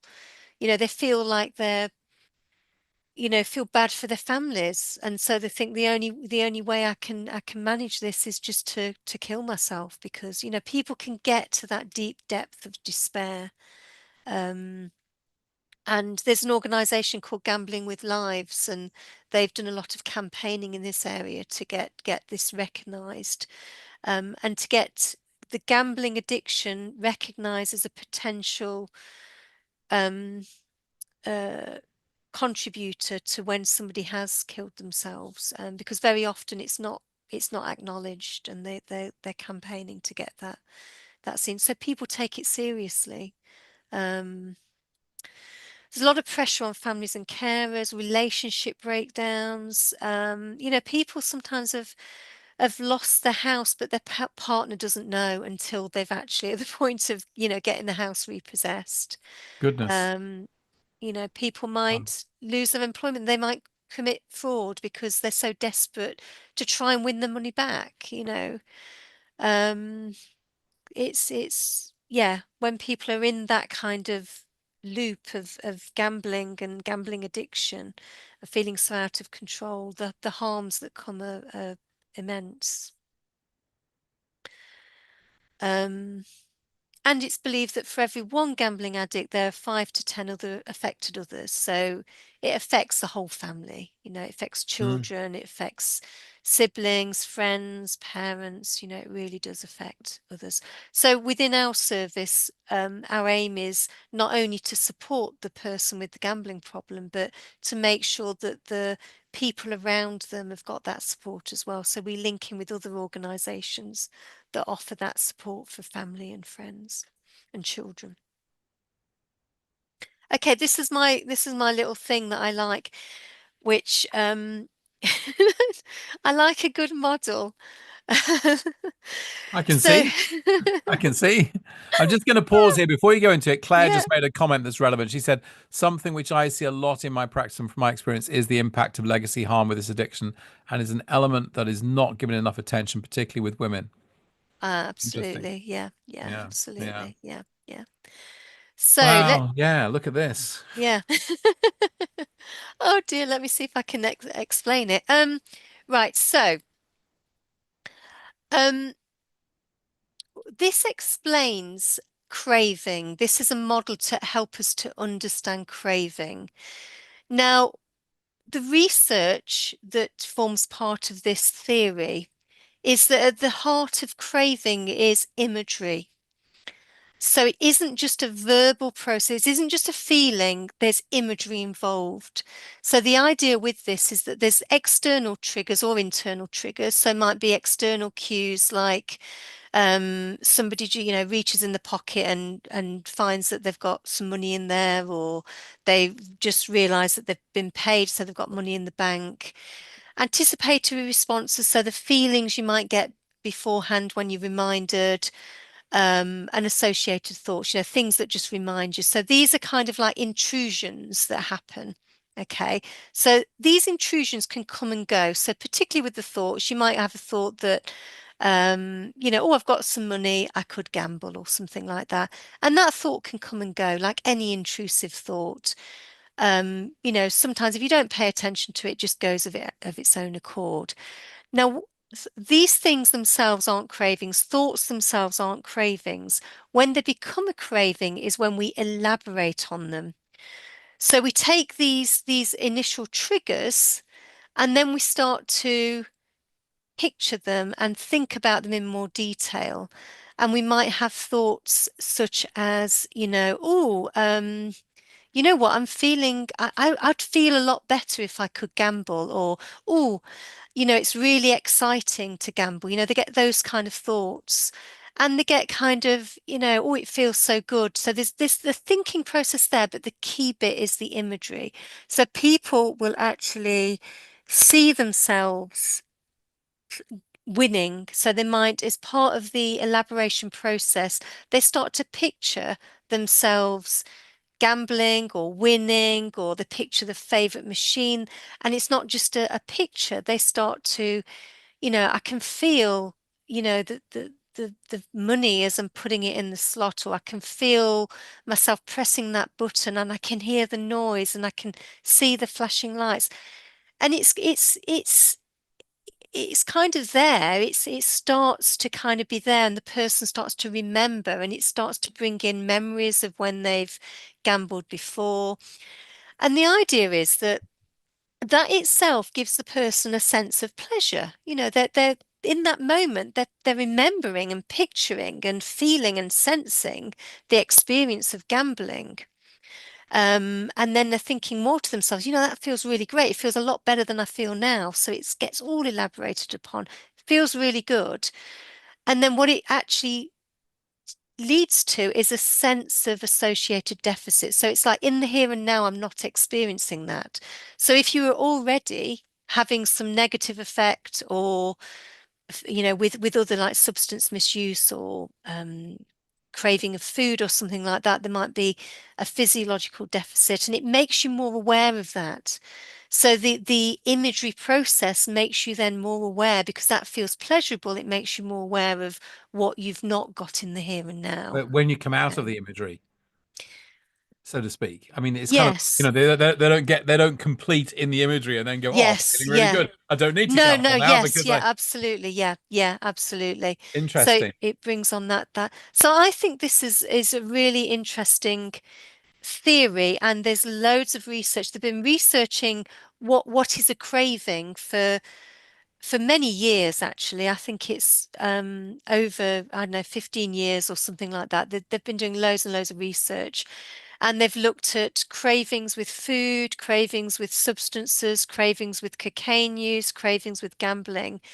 And where they get to is that the imagery is key. So if we can actually work on the imagery and use the imagery, use this idea to actually connect people with imagery of adaptive desires, so a functional desire, something that's going to be helpful to them. If we can use imagery to connect them with a, something that's really helpful, and build on that and use this process, but turning it around and getting them to practice imagery with helpful actions, then that can change all of this, and it can reduce the cravings for the unhelpful behaviors. Does that Okay. make any sense, Mark? You look like Yeah, you might no, want. no, it does. And I'm really, I mean, well, a couple of things. I mean, one, I think I just want to point out that, this, I think this is why, one of the reasons why I think so much of us like cognitive behavioral approaches, because of the depth of research that Yeah, goes behind the design then of the treatment program. It's yeah, not just somebody's in there stroking their beard in a chair smoking a pipe thinking, yeah, oh, yeah, It's actually, there's loads of research that goes into it. The second thing I just want to say here is that because we're going to get stuck on the word imagery because people are going to go visual, but you pointed out there, and I want it that it's very much multisensory, behavioral, first person sense of being there doing it kind of image. Is that, am I right? Yeah. Yeah, absolutely. So Yeah. we could Yeah. call these are full sensory memories of gambling. Yeah. Yeah. So Yeah, sensory memories of absolutely. gambling that are multi-sensory, Yeah. not just visual. Yeah. And the Absolutely. smell might be really important as well, even Yeah. Yeah. the Yeah. smell of the smoke in the whatever. Yeah, So absolutely. Yeah. Yeah. Yeah. okay, so I just wanted to that okay, and that's triggering up then this really strong experience people are having kind of in their imagination. Is kind of quite Yes. hypnotic, isn't Yeah. it? Yeah. Absolutely. Absolutely. But then they Uh, come out of that, and from the contrast between that, oh wow, that sensory memory experience, and then coming into cold reality, so to speak, yeah. is that sense of that of associated deficit. The contrast is much more than just between the thought. Yeah. Yeah. Yeah. Does that, Yeah. yeah? Is that Yeah. what you, yeah? Yeah, absolutely. And they've also looked at the idea of willpower. When people think willpower, what people tend to do is they say to themselves in their mind, I shouldn't do it. I shouldn't gamble. Think about, the consequences. It's all verbal. But the thing driving the craving is is imagery, sensory. It's embodied, it's sensory, it's powerful. And then you're trying to challenge it with words. And people you think of willpower like I'm just telling myself this, I'm telling myself this, and they're kind of getting into a bit of an inner argument. But the words themselves aren't going to win all of this strong sensory powerful thing. And they've done some research looking at if we interrupt the verbal aspect, when people are trying to use willpower, if we take away the willpower, are people more or less likely to gamble or do the behavior that they don't really want to do? And actually, by taking away the thing that people call willpower, which is, trying to talk to themselves, and by taking away that, actually, they're less likely to gamble. So willpower isn't the answer, is what they're arguing. Talking to yourself, really kind of using these verbal cognitive approaches in itself isn't going to work on its own. You need something that's equally sensory and embodied and connecting you with the whole imagery of an experience. Does that make sense? Yeah, and I think, and the important thing, I mean, Dr. Hill is here asking about I think it's Diarmuid, is it you? I can't remember your first name. Is asking about the physiological associated deficit. And I think we're talking here about also emotional. Don't, I mean, that's the key, emotional. And then, of course, because of emotion, we're into physiology as well. So Yeah, we could think about the emotional physiological contrast that then is experienced between in the imagination, yeah, and the yeah, sensory memories of that versus coming out and realizing actually I don't have that. That's not yeah, happening. Yeah, is yeah, that right? And that's yeah, the deficit. Yeah. yeah, absolutely. Yeah, yeah. Would And you say it's more emotional deficit or physiological deficit, or would you say I don't want to distinguish that? I don't think psychology and physiology should have become two separate departments. So I think that's a big mistake. I think it's all one, but emotion is a big part of this. Yeah. yeah, absolutely. I think with many things is that physiological side. I guess people often misinterpret some of the physiology as well. Like, they might be feeling tired, but then they might be just genuinely tired, but then start to feel like, am I depressed? Am I, and I need to do, oh God, if I don't want to feel this depression. So, but actually they're not depressed. It's that there's something else going on that's then they're misinterpreting, or people, might be feeling, because of the stresses that come with a gambling problem, there's Yeah. going to be a lot of negative affect around, Yeah. Yeah. you Yeah. know. So, So, so yeah, so the contrast is bigger yeah, because the absolutely. pleasure of the imagery and the Yeah, emotional of yeah, that versus coming out to this, and also, I mean, there are various which we could talk about, psychological vulnerabilities or predisposing factors to this, which you've like misinterpreting physiological signs of tiredness for maybe I'm depressed, something's wrong with me. No, you're just tired. Those could have been some of the predisposing factors that then they're coming back into here. yeah, yeah. Yeah. Okay. Okay. So Hmm. they have looked into craving imagery. They've done a qualitative study, just exploring what happens, what are people's experiences of craving. And what I've done, it's a research article, but I've picked out the ones that relate to gambling. So these are things that people are kind of saying they're imagining in that moment of a kind of craving, or just before the craving, or while they're in that process. So, entering those big casinos, all the lights flashing, that feeling, wow, I'm standing here. Then someone else saying, foremost, it's the sound of the casino chips. Mm.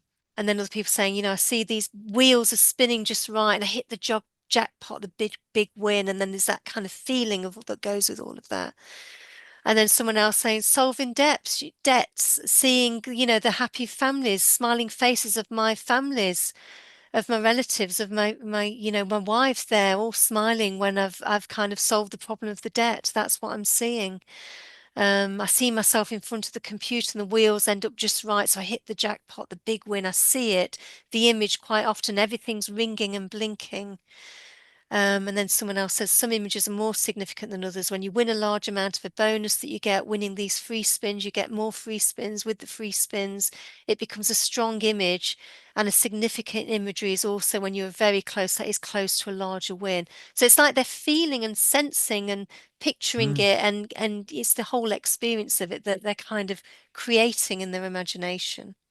Yeah. Mm. Okay. Hypnotic. Yeah, Hypnotic. absolutely. So I've done a bit of a case illustration here. Um, Bear with me a minute. How was I going to do this? So, uh, I must say, Mark, I'm flagging. Let me have a little drink.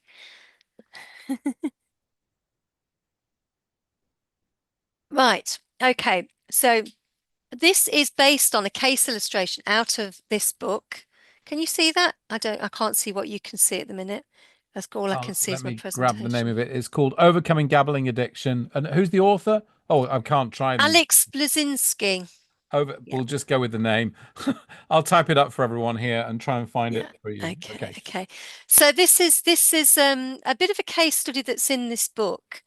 And what I've done is I've taken that and I've embellished it somewhat to create a bit of a case illustration to give. How long have I got, Mark? Yeah, we can go over a little bit. We've let's say 20 minutes here. How you Okay. is that enough time, do you think? Yeah, I can. I will. Yeah. So Alan's 41, started gambling as a child with his family. He remembers kind of experiences of the family all getting together and playing on the Grand National. And he remembers winning, remembers as a child, choosing a horse and placing a bet, and that horse coming in.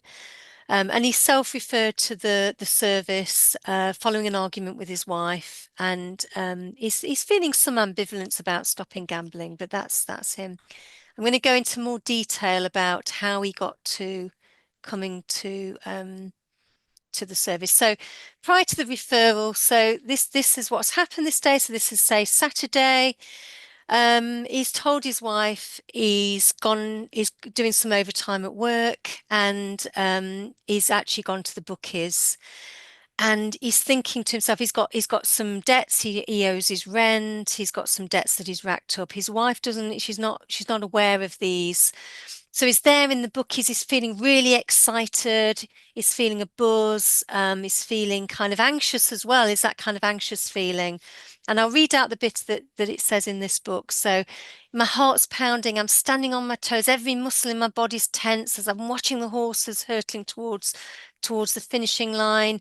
All I can think of is winning, winning, winning. Just that amount of money that's going to let me draw even again. I just need this one piece of luck, and then I'm going to be free. The last three races have cost me dearly. It's those blooming jockeys, they just, I don't know what was the ones that I chose. They were sure bets. They should have won. I don't know what's happening. But you know what? I've really got to win this game. I really have, because I'm in trouble if I don't. So I'm feeling this excitement, this fear, this panic, these emotions in me all mixed together in this kind of buzz. I'm really buzzing here. I'm really buzzing. I'm really on a high. So it's like, look at them going, look at them going. He's all excited. And he's like, yay, my horse has come in. And then he's like, okay, so you know what? I was going to stop at this, but I've won 300 quid. You know what? I can double it. And he carries on gambling.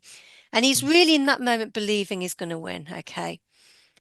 So he couldn't stop himself. So he thought, I'm going to stop if, I'm going to stop at this amount. He couldn't stop himself. Lost. I've done these images on Chat GPT. So I asked it for a sad man coming out of bookmakers. Um, so he couldn't stop himself, lost all his money, planned to tell his wife that he'd lend the money to a friend. So he's like, you know what? I've lost. Yeah, I've lost. I didn't intend on betting on the horses. I'm sick of being behind all the time, borrowing money from friends. Oh, you know what? We really needed to get my daughter some clothes for when she starts school again. And oh no, what am I going to tell my wife? You know what? I know what. I'm going to tell her that I've had to lend some money to Pete, my friend, and she thinks I'm at work, and I'll just say, well, you know what? I've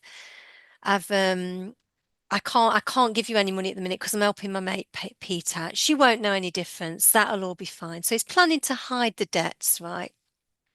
He gets home and his wife's like, where have you been? Where on earth have you been? Work's phoned up and they've said that somebody didn't come in today and they wanted you to go into work. I thought you was at work. You told me you was working overtime. Where have you been? And he's like, oh, you know what? I had to help Pete out. Pete's struggling at the minute and I've lent him some money and I didn't, he's embarrassed. So I said, well, you know what? I won't tell anybody that I'm coming to see you, Pete. I'll just tell everybody that I'm going to work overtime. She's like, you know what? No, that's not, I phoned Pete up to find out if you were there because I was worried about you weren't there. So there's this whole argument. And then he says to his wife, finally he tells her that he's in some debt and he's lost a load of money and actually he's been at the bookies and, he feels really bad. He feels really guilty. And his wife says, you know what? I think you need to get some help here. Okay. So then he contacts us. I'm trying to bring it to life a bit, you see, with these case Yeah, studies. no, it's Hope good. I'm doing that. Yeah, you are very much. I think- Okay, so he contacts the service and where we contact people back quite quickly, very quickly actually. So we do a full assessment, formulation, all of that stuff. And then the main aspects of the service are motivational interviewing and CBT. So they're the main bits. So the oh, motivation interviewing is encouraging the person to think about, the pros and cons of the gambling, really to kind of motivate them to want to make change because ambivalence is a normal part of people contacting us. So they're in an ambivalent state. but no blame, right? The whole point is feel the pain, but no, recognize the pain, but no blame. Yes, Yeah, yeah, absolutely, yeah. yeah. So we also, as part of the initial stages of contact, is we use stimulus control strategies. So we get people to do things like I asked Chat GPT for this as well. They've shown, he's handing the cards over to his wife, because if he's handed his cards over, he can't draw his money out. And so what people are aiming to do really is to give themselves time to think, by self-excluding. If you look at the triangle, if we take away any one of those corners, it's going to influence the person's ability to gamble. So if we take away access to gambling by putting things in place like GamBan, GamStop, Moses, which is multi-operator self-exclusion scheme, um, Sense, which I can't remember what it stands for, but I think that's for casinos. Bingo, so, you can self-exclude from places. It stops you being able to access. So with Alan, we'd be saying, put Moses in place so that you're self-excluding yourself from the betting places. Maybe put Gamban and GamStop on your computers and on your phones so that you can't access sports betting that way as well. Okay. And also limiting access to money, so handing control over to a loved one or someone you trust. Obviously, these aren't long-term ways of managing it because they're not realistic. You don't want to forever have to ask somebody else if you need £10 to, go and buy a loaf of bread or whatever. But it's a short-term strategy so that people can start to give themselves time to think. The gambling thoughts, addressing those comes later. They're really difficult to address at first. So we focus on the first and the bottom parts of the So a very, a triangle. very, a very sort of behavioral Very approach. behavioral, yes, Yeah. yeah, yeah. And then they move into the CBT. Now, the CBT, we do it all group work because of the peer support element. Peer support is really, really important. So it's all based on this book. I'm not going to go into detail of it because I want to get on to the next bit. But if anybody is interested in the approach we use in a lot of the services for gambling for CBT, this workbook is quite a good one. And it's written by Henrietta Bowden-Jones and Venetia Leonidaki. I'll pop it in the chat. Yeah, but they developed the National Gambling Clinic, or at least Henrietta did. And Venetia has worked for quite a long time in the National Gambling Clinic. So that was the first gambling clinic that was set up. And they've developed this whole approach, this whole CBT approach. And it's standard CBT, really. All the stuff that you will be familiar with from the course. Okay. Now then, this is the bit. So Alan's done his CBT group. He's done all the motivational interviewing. But you know what? He's still getting really strong urges, and he started finding ways around. People find ways around all the blocks that they put in place. And he started finding himself doing that because the urges are so strong. So what we're going to do is we're going to use interventions that are based on the elaborated intrusion theory and something called functional imagery training, which is basically training people to use more helpful imagery. And a lot of these ideas are very, very akin to hypnosis. And I wouldn't be doing this if I hadn't done this course. This course has made me interested in all of this. So the first thing that I might do is I start to talk to the person about the power of imagery, introduce it as an idea, and I might do something like the lemon exercise. So I commonly do that one, get them to imagine a lemon, imagine cutting into it, smelling it, sensing it. Or the other thing that I sometimes do as well is I get people just to hold their arms out and imagine that they've got a balloon on one hand and a bucket on the other, and this kind of thing. And help them to see that using your imagination and using that, going inward in your mind and using the power of that is actually very, very powerful. Mm. And then I would be kind of really exploring what is imagery, is doing the imagery-based recall on specific instances, when he's had the urges, what the urges are like, and also helping him to see, socializing him to this idea, helping him to see that there's an element of imagery that's happening when he's getting those urges and the cravings. And that's what we're going to work with. We're going to work with Mm. those and help you to change those and to use a different form of imagery to balance out that craving. And I think and on that, just that difference between, are they seeing themselves in the casino like on a picture screen, because lots of imagery techniques do that, or are they they're imagining being there in the casino doing it? And I think that's an interesting, it could be a Yeah, mix of both, yeah, but I yeah, sense it's very much this sense of being there doing it, right? When yeah. you say imagery. It's a very embodied sensory experience. So most people kind of they feel it, and it is like they're in it. Most people, that's how it is. First Not person. everybody, but a lot of people, Yeah, it yeah. is that kind of that sense.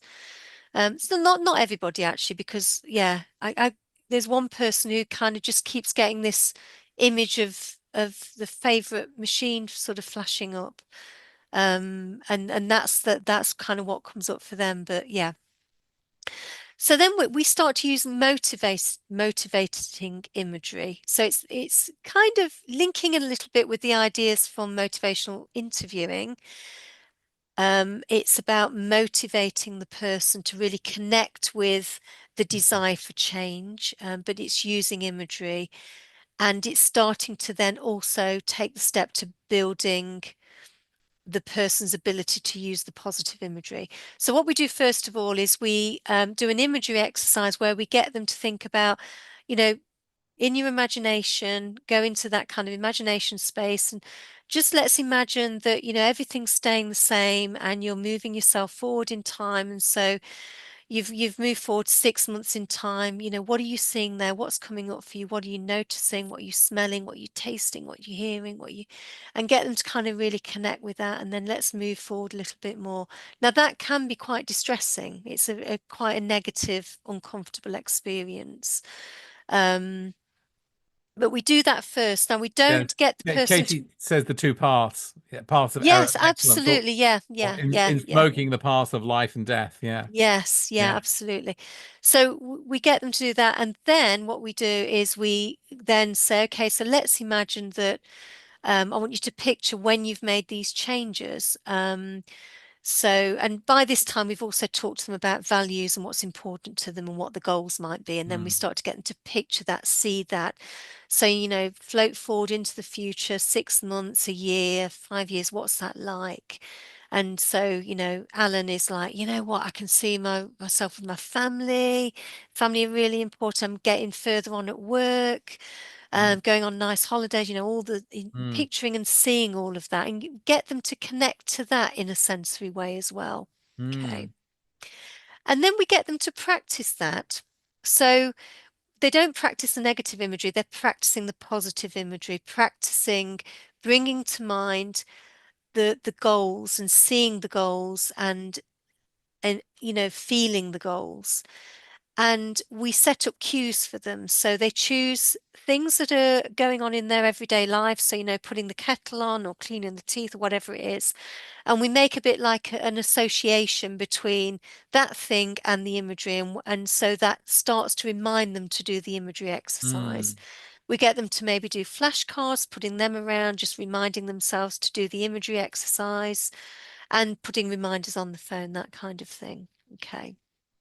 So we're training them to use imagery in a positive way.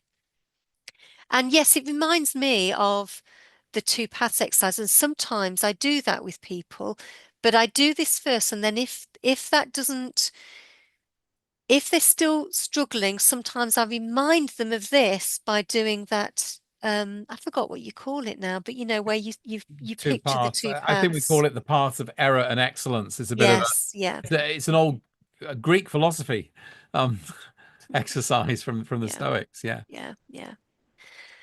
Then we teach craving busters. So we teach people how to switch imagery. So that's what I'd be doing with Alan. I'd be like, right, okay, so I'd get him in the session to bring on the feeling. So this is all done individually, whereas the other stuff's done in the group.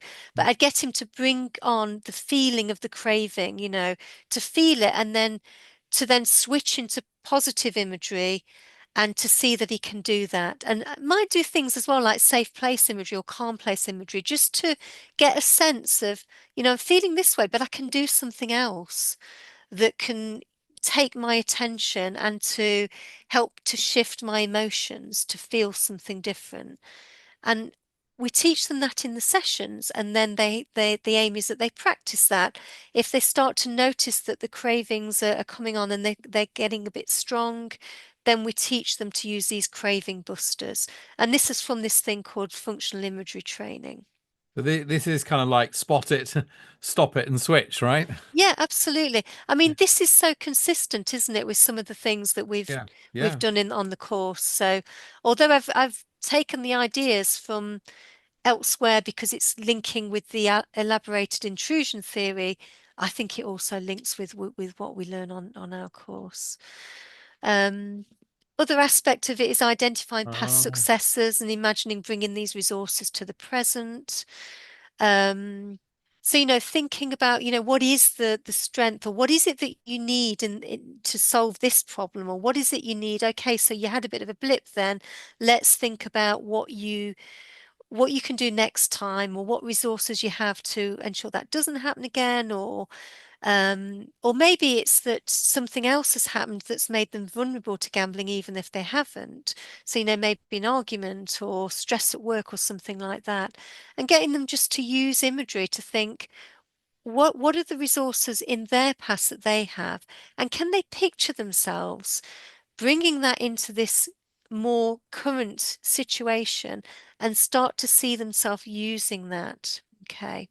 So that's another technique that we use, which is, again, what Would we, you use any of Stein's clenched fist with that as a, having um, that a letting go of the negative, but that having the would be, start positive? yeah, that's a good idea. I haven't, but yeah, that is a good idea. I've used that in other situations, but I've not used that for It's this. people like that sort of feeling right there. Yeah. Yeah, Anyway, yeah, yeah. yeah.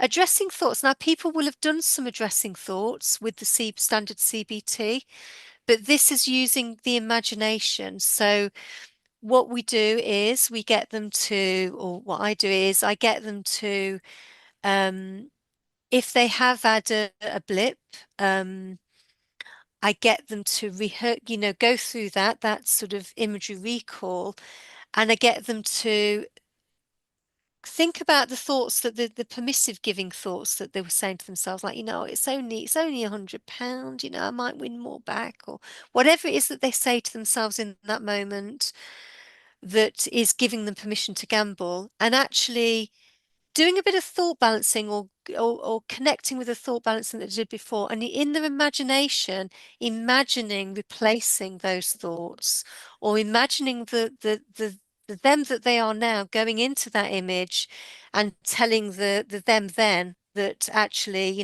this is the actual fact of the situation. Mm, Um, I don't know if that makes sense, but it's using totally. the thought balancing and then doing something in your imagination with it to make it more memorable. Okay. So it's very, And that this aspect of being very experiential. It's not just learning this new helpful thought here. It's actually now imagine you're there, and now yeah, imagine yeah. swapping that in. Yeah, Yeah, yeah. yeah. And then going into the future, and so what are the situations that are coming up that, where those thoughts might get triggered, or you might get some craving triggered, and then going through that, rehearsing, replacing those thoughts, and doing that as well. And rehearsing coping strategies, other things you're going to do besides gambling. So coping imagery, rehearsing in your imagination. Walking past the bookies. Yes. Yeah, yes. Yeah.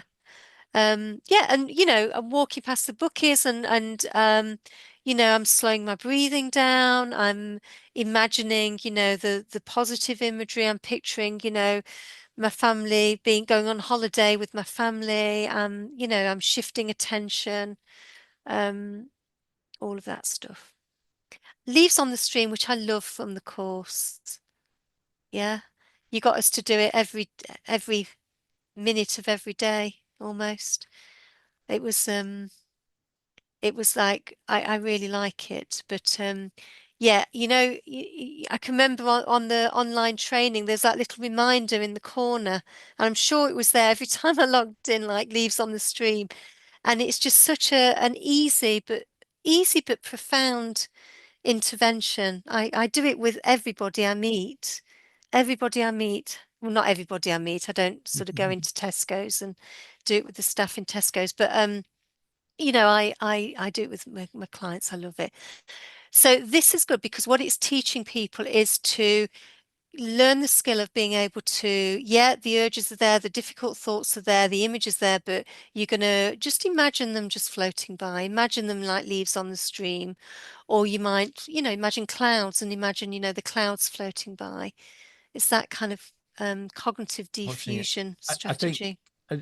Donald Robertson, he did quite a lot of work with cocaine users for a while, and he would call it urge surfing, just Yes. observing watching it come up, and so that witnessing and observing Yeah. the flow of experience rather Yeah. than I want to do something with it.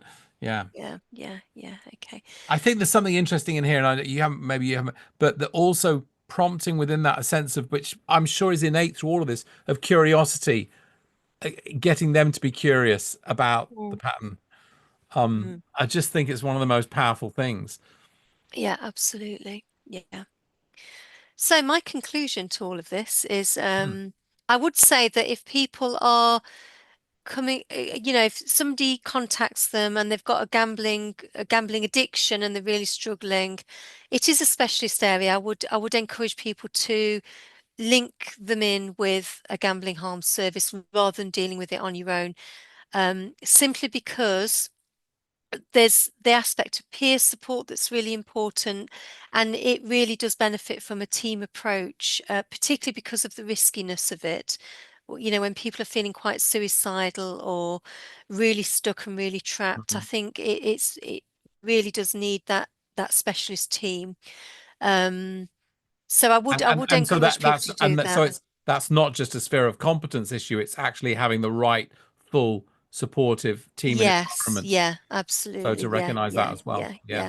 I guess with kind of, um, if somebody's already well experienced in working with gambling or addictions, then that might be a different matter. But I'd still, because the gambling harm services are new, there's not going to be that many people that have had the experience of doing that treatment. So I would encourage, even myself who works in a gambling harm service, if I had somebody contact me wanting me to do some private work with them, I would actually be encouraging them to refer themselves to a service, particularly as a first step. Um, okay.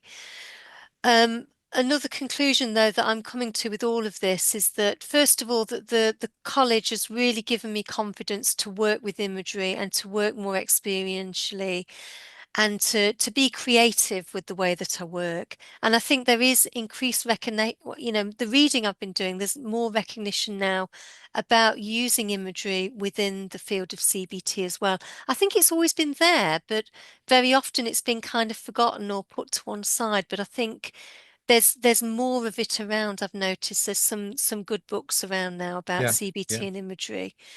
And there's more research happening, which is great. But I think what's interesting in some of those books, just to comment on that, there's an enormous amount of focus on past and trauma, as opposed to which you're not. This is more actual future focused rehearsal, Yes, yeah, and so there's so little on that in the imagery literature. On it yeah, is so past focused. yeah, Um, so yeah, just yeah, kudos to you. This is brilliant. I love yeah, it. yeah.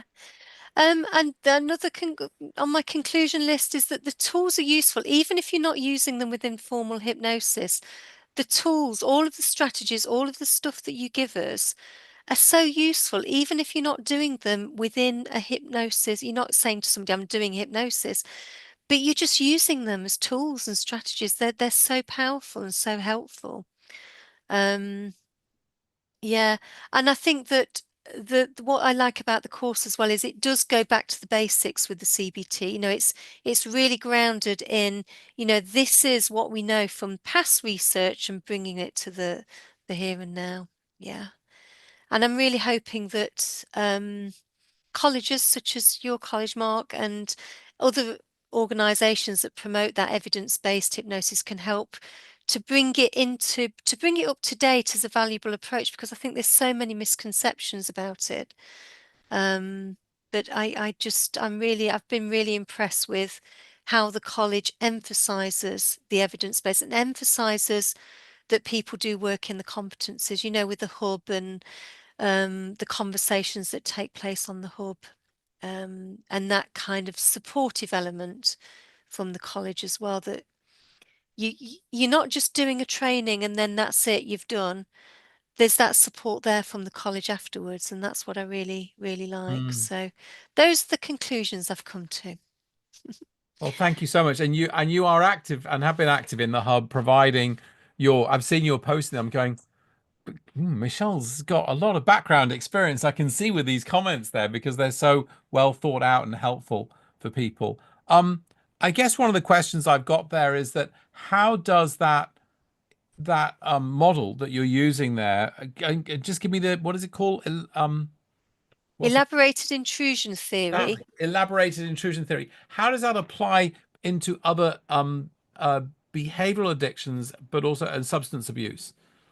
Yeah, so it's been researched in all different areas. It's been researched within things like binge eating, Mm. Just kind of it's been used as well within the field of sports as well. If people are wanting to improve their participation, and they need to do some training but they're putting it off, and it's been used in there, and also with cocaine addiction, alcohol addiction. It's been researched in so many areas. So I've actually done a bit of a reference list. I Yeah. don't know whether it would be worth me putting my presentation on the hub, because I've got a list of Yeah, books, I've yeah, got a that that reference that that will be list, I've great, got and all we can sorts of send. things. But we can also send the make a PDF of the slides. If Yeah, you probably do that, and then we can send that out to everybody that attended and registered, yeah, yeah, so yeah. they can have that and go through it. And Yeah, yeah. Because I've put in the reference list some other references where they've researched elaborated intrusion theory within, say, the cocaine use field or alcohol. So yeah, I'll definitely share that'd that be with everybody. Yeah, really yeah, interesting, really interesting. And I think, yeah, I think it's an interesting question in terms of people, sphere of competence, working individually when it comes to the whole field of addiction, recognizing where something's like a bit of a chronic habit, and now it's starting to turn into a bit of an addiction, and now it's a mild, and now it's actually a severe addiction, yeah, and the implications of that both with and without substance yeah. abuse happening there. So it's definitely something that don't just have watched this webinar and suddenly dive into doing all sorts of Yeah, yeah, no, yeah, that wasn't the intention of the webinar. It wasn't like you can do this. It was more, this is how it can be applied, and to give people that kind of confidence, I suppose, that you can use it in other fields, but you don't necessarily have to. If you're not able to do hypnosis because you're working in a setting where it's more difficult for you to do hypnosis, you can use the skills. You can still use the skills. You can use the ideas. You can use have that imaginary sensory focus, and get people to kind of picture things in the mind and rehearse things, and you can use all of those strategies. because the imagery is it hypnotic. Yeah, Yeah, yeah, yeah. yeah. Without having to use that label. Fantastic. Well, I know we spent because you had quite a story to tell, and I get too interested in the story. I want to understand people. Fascinating. So I apologize if we took a little bit longer on that. We're running a little bit late here, but then that fed into such a great um presentation there, and I just love recognizing the different tools that you're using there. Really, really interesting, and I love this model. I love that model. Hmm. Yeah, And I thank think you. yeah, I mean, there's also something called if-then implementation, which I'm sure you know about, and that isn't just about thinking. Again, it's about very much often thinking of the stimulus for the if-then, and then doing full multimodal imagery of the new response in that situation. Yeah, So, yeah, there's a big kind of wide set of kind of research support, but also implications from this as well. yeah, absolutely, absolutely. I don't know if there's any questions. Shall we have a Yeah, is little? anyone? Yeah, we got Jojo says this has been amazing. I'm based in Las Vegas. Okay, then this is something I'm looking to add to my hypnotherapy. We'll be deep diving into this, and be aware. I think working individually, because of the concerns, because of the deep harms that can occur with this. And I think somebody made a post about it earlier. Can you drop me an email on the Mike and Bound versus? I'll tell you what to read. Read the body. Read this book by Michael. It's very short. It's called The Body Does Not Keep the Score by Michael Shearinger. And he is a psychiatrist who was involved actually in DSM-5 around trauma, particularly works with children and PTSD. And he rigorously goes to town on the 42 scientific claims that Van der Kolk makes in his famous book, The Body Keeps the Score. If you have any respect for science and you read that, you'll just be absolutely gobsmacked at the lack of science in that book. The Body Keeps the Score. This is a really, really, and because I've been talked to Don about this book, and he's in touch with Michael, and he loves it so much because you can sense that there's not the science is not strong in that book. The science is not strong, yeah, at all. So anyway, that's all I'll say about that for now. I could talk a lot more about it. We could do a whole webinar on that if you want. And I could irritate a lot of people, because people love that book, but I don't. So what else? Yeah, interested to learn. I would be very interested to learn more about the integration of CBH with your work. Okay, well, we could do it. We could do a part two that where we skip the story at the beginning.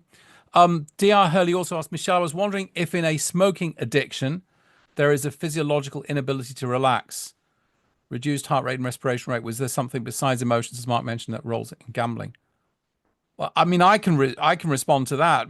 Smokers' heart rates are higher, about 9 beats per minute faster than non-smokers, because nicotine is a stimulant, and it's quite a long acting stimulant. It takes 8 to 12 to 24 hours for your heart rate to calm down. So they have an inability to relax because of the nicotine, but they take the nicotine because it gives them a sense of relaxing, but they don't actually relax, a false sense of relaxing. So that's what I'd say about that. And I think nicotine's a particularly difficult case because it doesn't do what it says on the tin. Other drugs do what they say on the tin, but nicotine doesn't.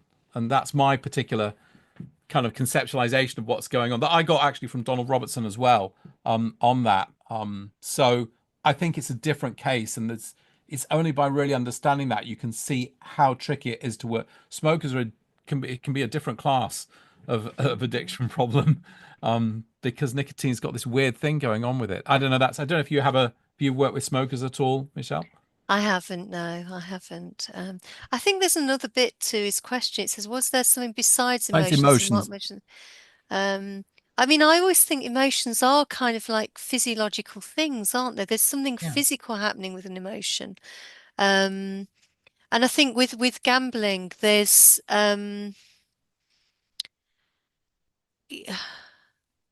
I'll have to think about that a bit more. Well, I I'm think there's trying to something. answer it, but I feel like there is a physiological part, but I can't quite because Well, there's a whole stuff around the reward centers in the brain and all sorts of thing that's happening that I don't know off the top of my head detail about, but but yeah. also, just, senses of tension versus not being tense with such a Yeah. massive influence on our experience.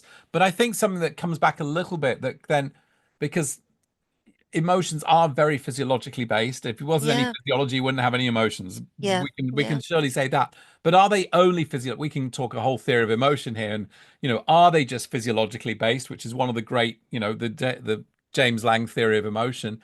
But to come back to Lisa Feldman Barrett, her point is actually there's an interpretation of that. So they are very cognitive interpretations Yeah. of what you're feeling physiologically, and you can reframe it and then have a different you can do a different interpretation of your physiology and have a different emotion.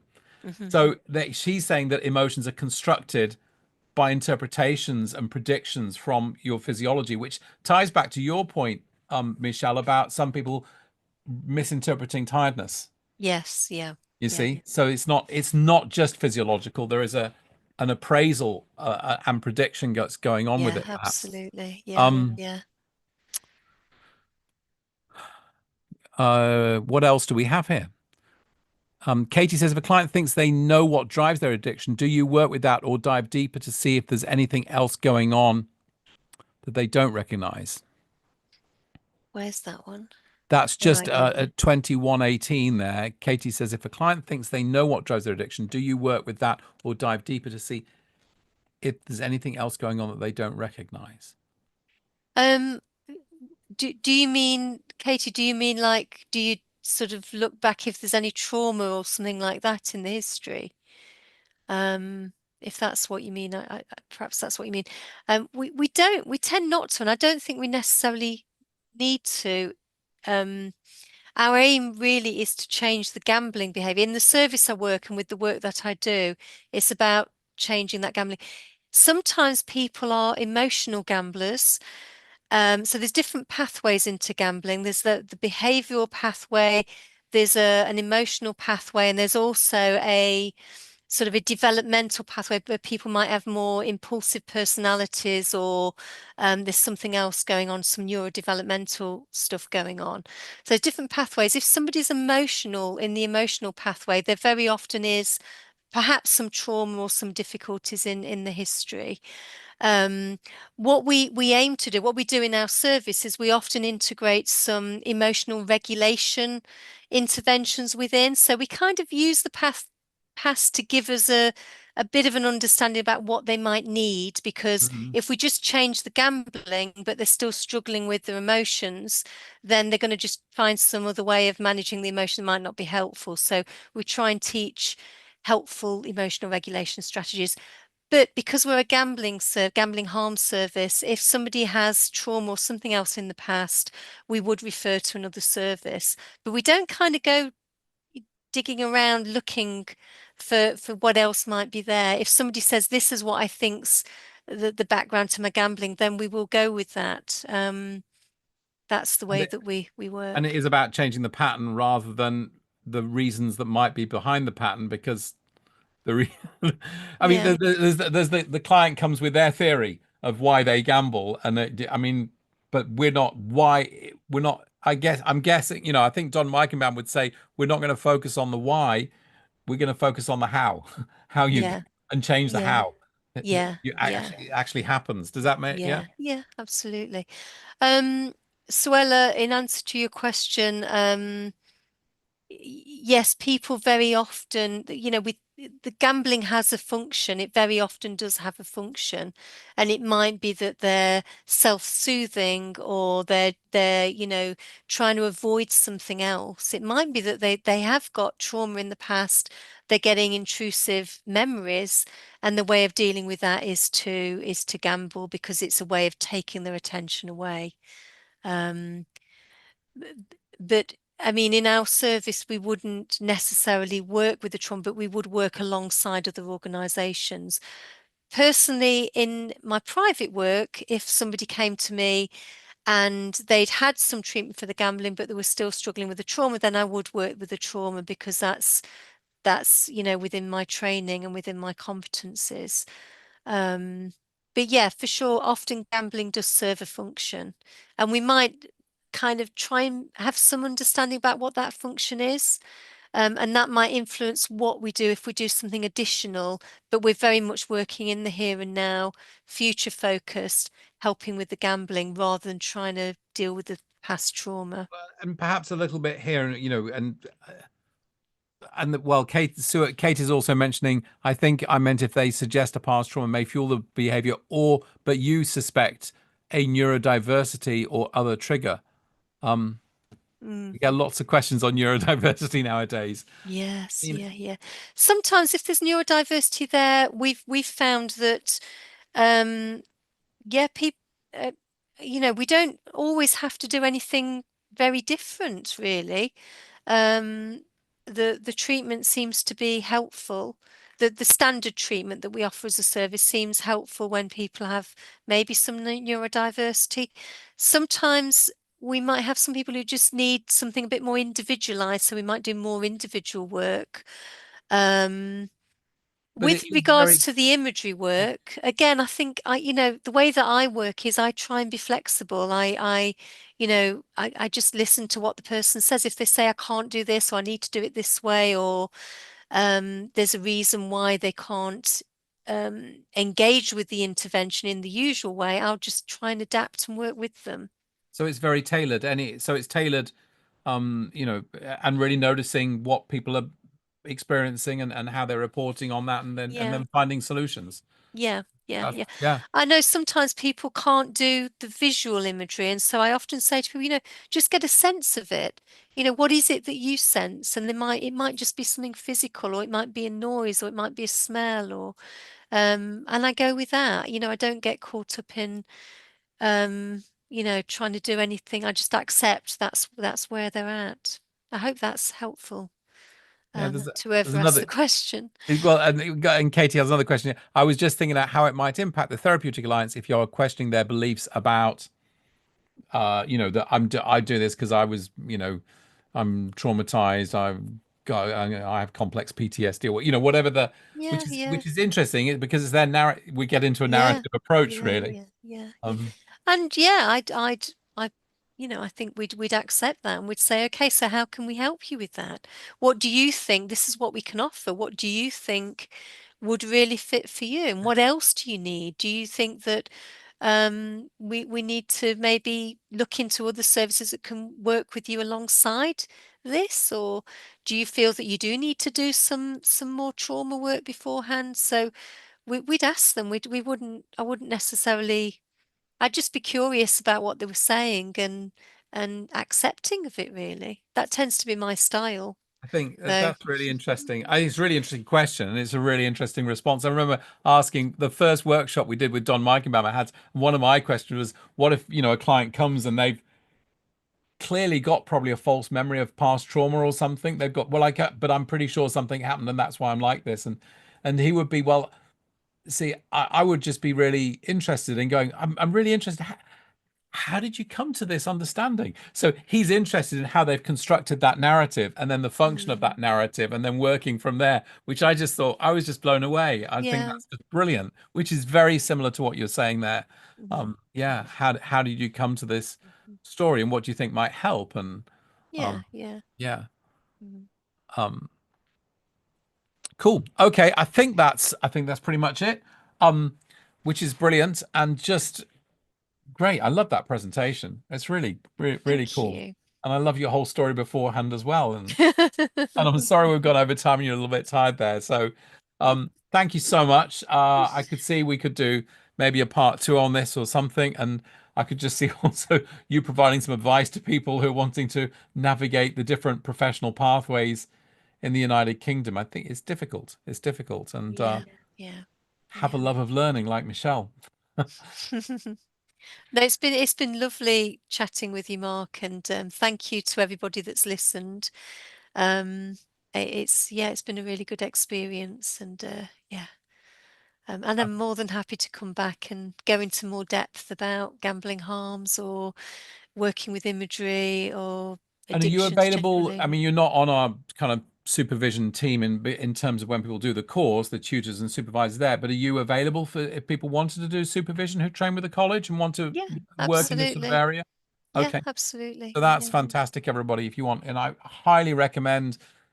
So I want to talk to you about generally psychotherapy training and things like that. We could do that as well, but that would take longer. But this aspect about getting supervision as you start to work into an area where you are extending your sphere of competence and need both some clinical skills and awareness, but also some support.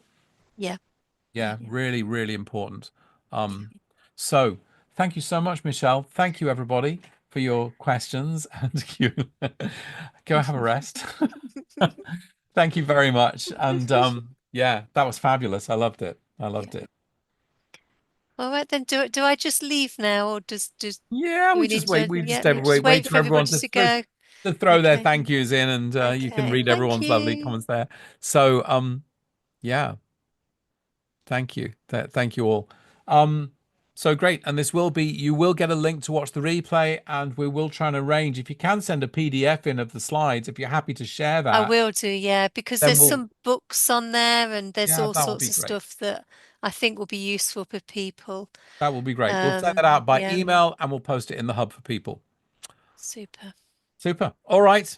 Thank you so much, Michelle. Thank you, Thank everybody. you. Good night and sweet dreams. Bye. Bye. And lots of positive imagery in your dreams.